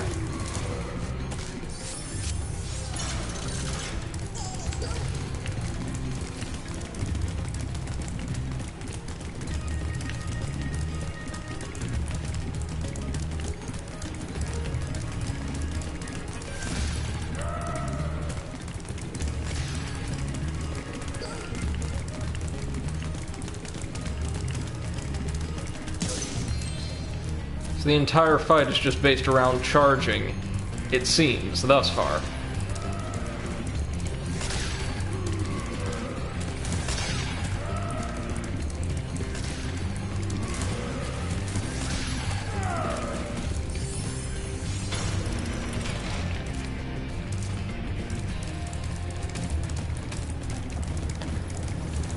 Now credit to old Nork, he can really move. No, no, no, no, no! I thought I could make that. I've got to do it all again. Well, I guess it's only right that things get kind of demanding at this stage, given that the rest of the bosses have been absolute cakewalks.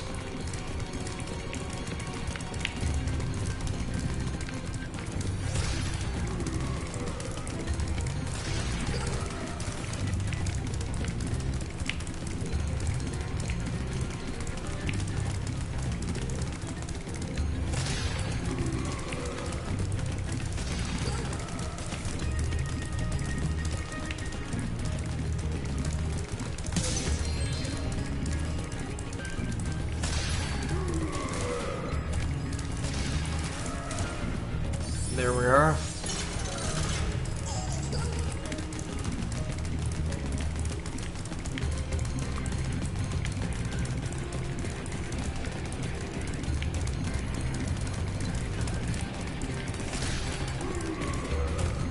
Some of these turns are kind of deceptively sharp, given the expected slipperiness of Spyro's controls when he's going at full tilt.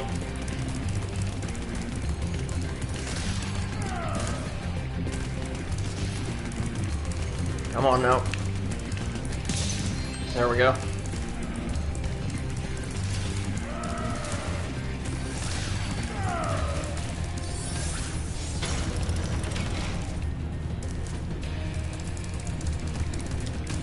Alright, now let's reacquaint ourselves with this particular section of the map.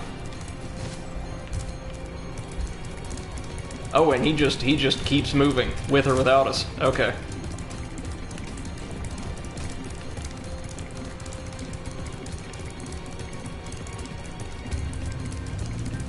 Yeah, this is actually a pretty dangerous little circuit.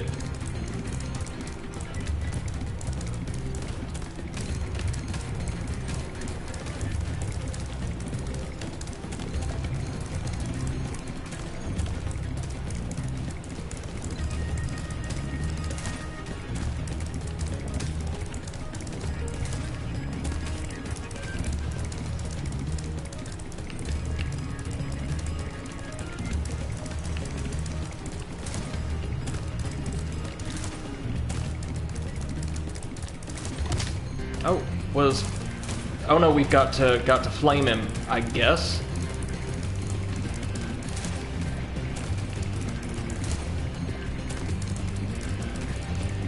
Because we charged him head on and it didn't seem to do anything.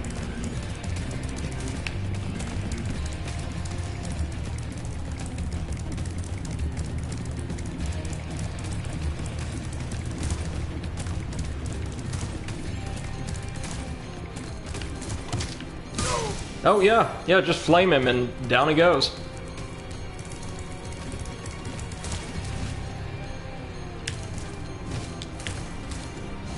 So we've got to do this once more, it looks like, except this time over slowly retracting platforms.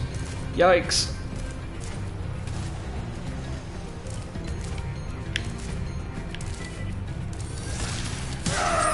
Oh, there we go. So, You're toast, Nork. kind of a disappointing end to King Shrek. But that's not the end. We're still missing one dragon in Nork Nexus. But okay, kudos to Spyro. That was a more challenging battle than anything that came before. Ganasty Ganor. Nasty Nork is toast. So now there's order again in the Dragon Kingdom? Well, mostly. I've still got some treasure to find. What will you do next? Jesus. The sky's the limit. Yeah, these dragons are terrible, terrible creatures. I'm going with that. Oh, but we're not done. No, don't give me any of those credits yet.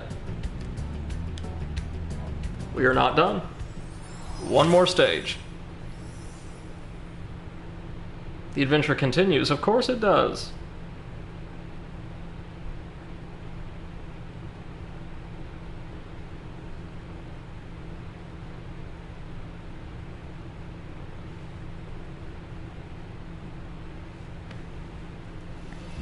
Yep. Our last dragon, which will unlock this.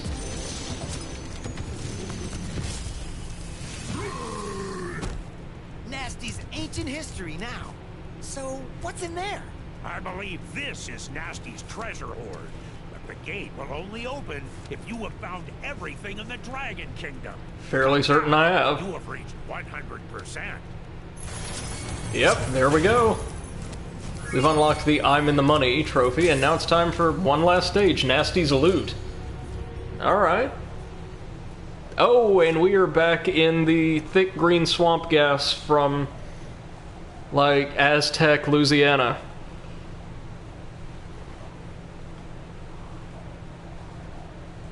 Look at that smug, self-satisfied little grin on his face. Love it. Alright, so one last stage that has 2,000 gems. Holy smokes. Alright. So...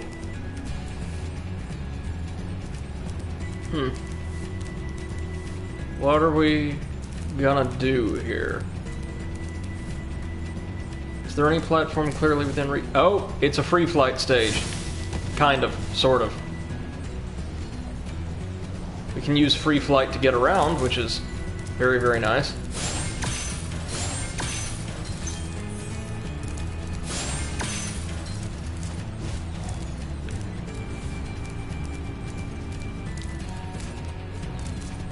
Oh yeah, so we should be able to collect all the gems here in no time. Weird that he would keep all of his loot at the heart of like a giant industrial foundry, but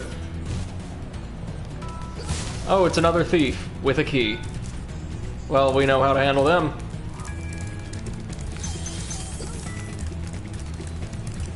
Come on, come back here.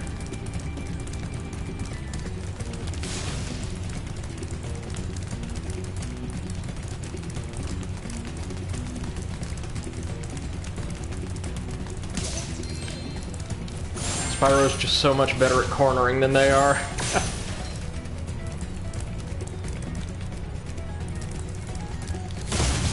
So this is basically just a nice big victory lap to congratulate you for getting 100% of the collectibles in the game.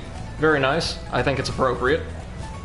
For getting all the collectibles, you get even more collecting.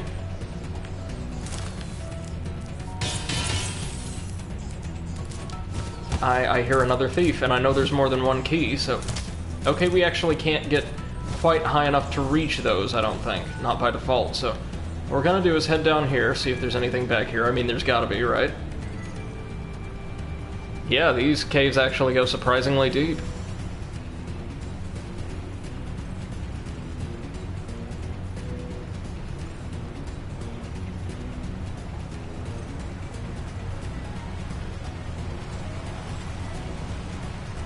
But nothing there yet, anyway.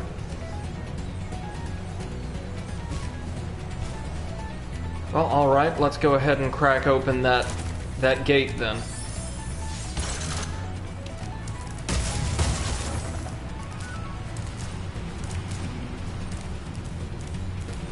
This gives us nothing at the start except a bit more height for our free flight, which should allow us to get over here.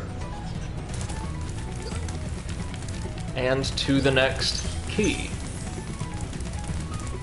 Yeah, so we're going to have to keep collecting keys to keep increasing our verticality, which will allow us to get many, many more of these ridiculous gems they've got everywhere.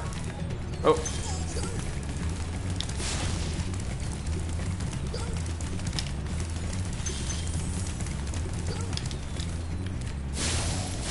Well, no, we'll get back to it. Really gotta get this guy first. So there's a trick. Yeah, there we go. One of our friends showed us yesterday. There we go.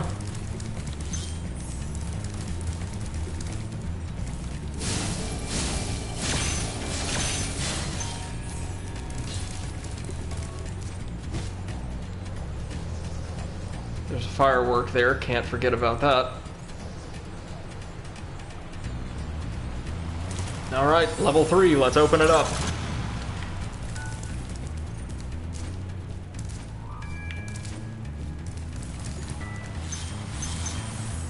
Oh, one of them's commandeered a Shrek plane. And has a key, no doubt. Yep.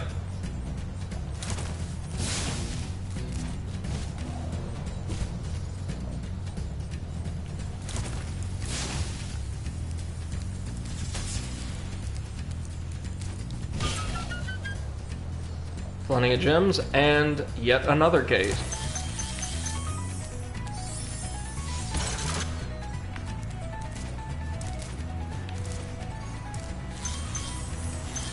Oh, we're going to have to chase this one down through the lava caves, no doubt.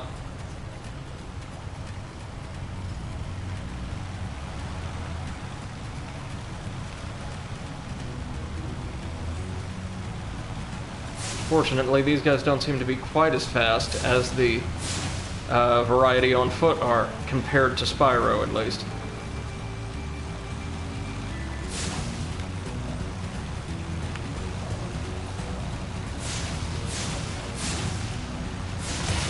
There we go.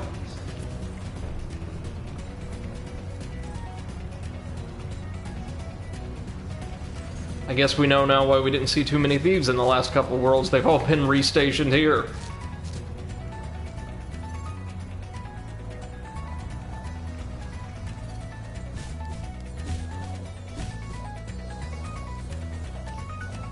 Good, this gives us access to a couple more chests.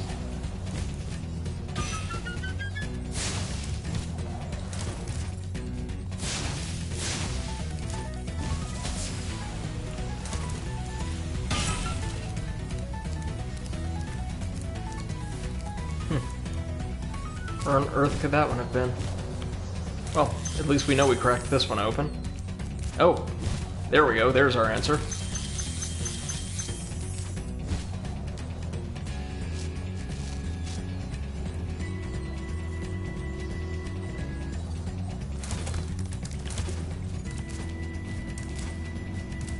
Alright, where's this going to lead? Even higher up, of course.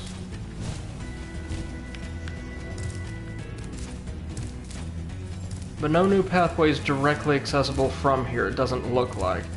No, it just gives us a bit more height.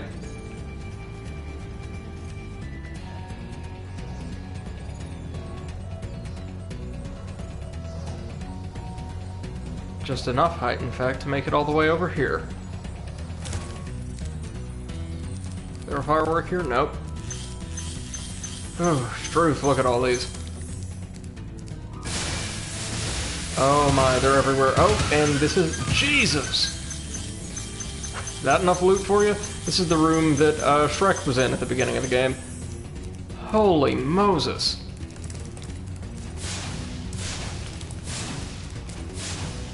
Can we interact with any of these?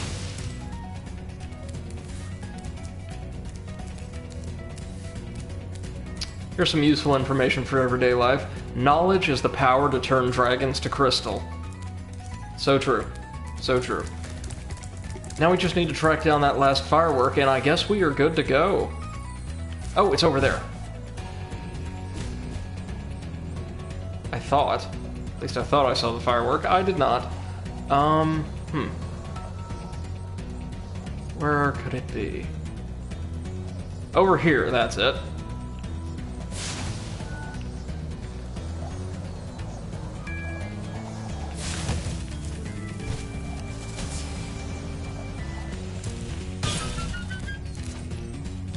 And that should do it, right? Yes! With that, ladies and gentlemen, we've earned the Hoarder Trophy, and I think we have absolutely completed Spyro the Dragon Reignited. Wow. Spyro the Dragon, you defeated Gnasty Gnorc, collected the dragon eggs, saved all the dragons, and recovered every bit of treasure in the Dragon Kingdom. How do you feel? I feel fired up, Bob. And I'm happy for the dragon world, of course. I certainly wouldn't want to spend the rest of my dragon days butting heads with Nasty Gnorc and his weird minions. What's a minion? Never mind. You know what they say. For every good battle, you need a good adversary. And I felt that Nasty, in spite of his misguided nature, was a worthy opponent. Uh-oh. Here we go again. Well, I think next time we're actually fighting a proper dinosaur that's imprisoned a ton of dragons. So yeah, that was Spyro the Dragon Reignited for the PlayStation 4. I can't believe we beat it quite this quickly, but absolutely thrilled that I got to take this little journey with you guys. It's a really solid action platformer. You can tell it was one of the first real forays into that genre from the good folks at Insomniac. It's the remaster, of course, is beautiful. All of the touch-ups they did in terms of just graphical fidelity, all of these beautiful new textures and color palettes and all that really lends the air of a high-quality, like, animated film to the game. I think it's one of the most visually appealing games I've played in quite some time. The actual design of this stages themselves from a mechanical perspective, overwhelmingly strong, I would say. There's some over-reliance on certain mechanics, like just gliding extreme distances, like these jumps you can barely clear, or having to use supercharged ramps in unorthodox ways to get certain collectibles. But that's owing more to the fact that the repertoire of maneuvers that you have access to in the course of regular gameplay is a little bit limited than it is anything else. The game makes excellent use of what tools it does have, even if some of those tools are subsequently a little bit overused. I can't say there was a single stage I didn't enjoy or that I felt the game would be stronger without. And I really, apparently this is a controversial opinion, I really did think the flight stages were beautiful, simple, kind of creative little divergences from the standard gameplay. The only thing I would really say the game has to improve on that's present in this game, there's plenty of things I would like to see that aren't present here, that apparently do get added as the series goes on and it gets a little bit more complex, are those boss stages, man. They're real weak, honestly. Aside from the World 4 boss, the giant robot that was still very, very simple and went down in probably less than 2 minutes of, like, continued engagement, none of them have any real depth, and they're basically standard enemies, oftentimes with attacks easier to dodge than those of standard enemies, that simply have to be hit in the same exact way 3 times, and that's it. It's over. They seem to be more like an afterthought than anything else, and even King Shrek, as present as he was ostensibly throughout this adventure, seemed to be a little superfluous in the design of his battle. But I've been told that is an issue that gets addressed later on in the series. Now, there's not going to be as many bosses in the second or third game. I don't think nearly as many, unfortunately. But what we do have is going to be a lot better, a lot more robust, and I think as the series goes on, Spyro gets the ability to get, like, new powers and maneuvers and things like that. So the games are going to get mechanically more complex from here on out, which I'm really looking forward to. But as, like, the point of origin for an IP and really for, like, a big-name studio, I think this was absolutely fantastic. And I want to thank each and every one of you who have joined us for this ride, either live in the audience on twitch.tv or if you caught the VODs after the fact on YouTube. Thank you all so much. I hope you'll join me tomorrow, starting at 6 p.m. Central Time, for the first game in the Crash Bandicoot Insane Trilogy, which I've been told is actually really, really difficult as platformers go. So I'm going to be looking forward to that. I hope you guys will join me then. And until then, thank you all so much. Please take care of yourselves and have a wonderful, wonderful evening. Bye-bye.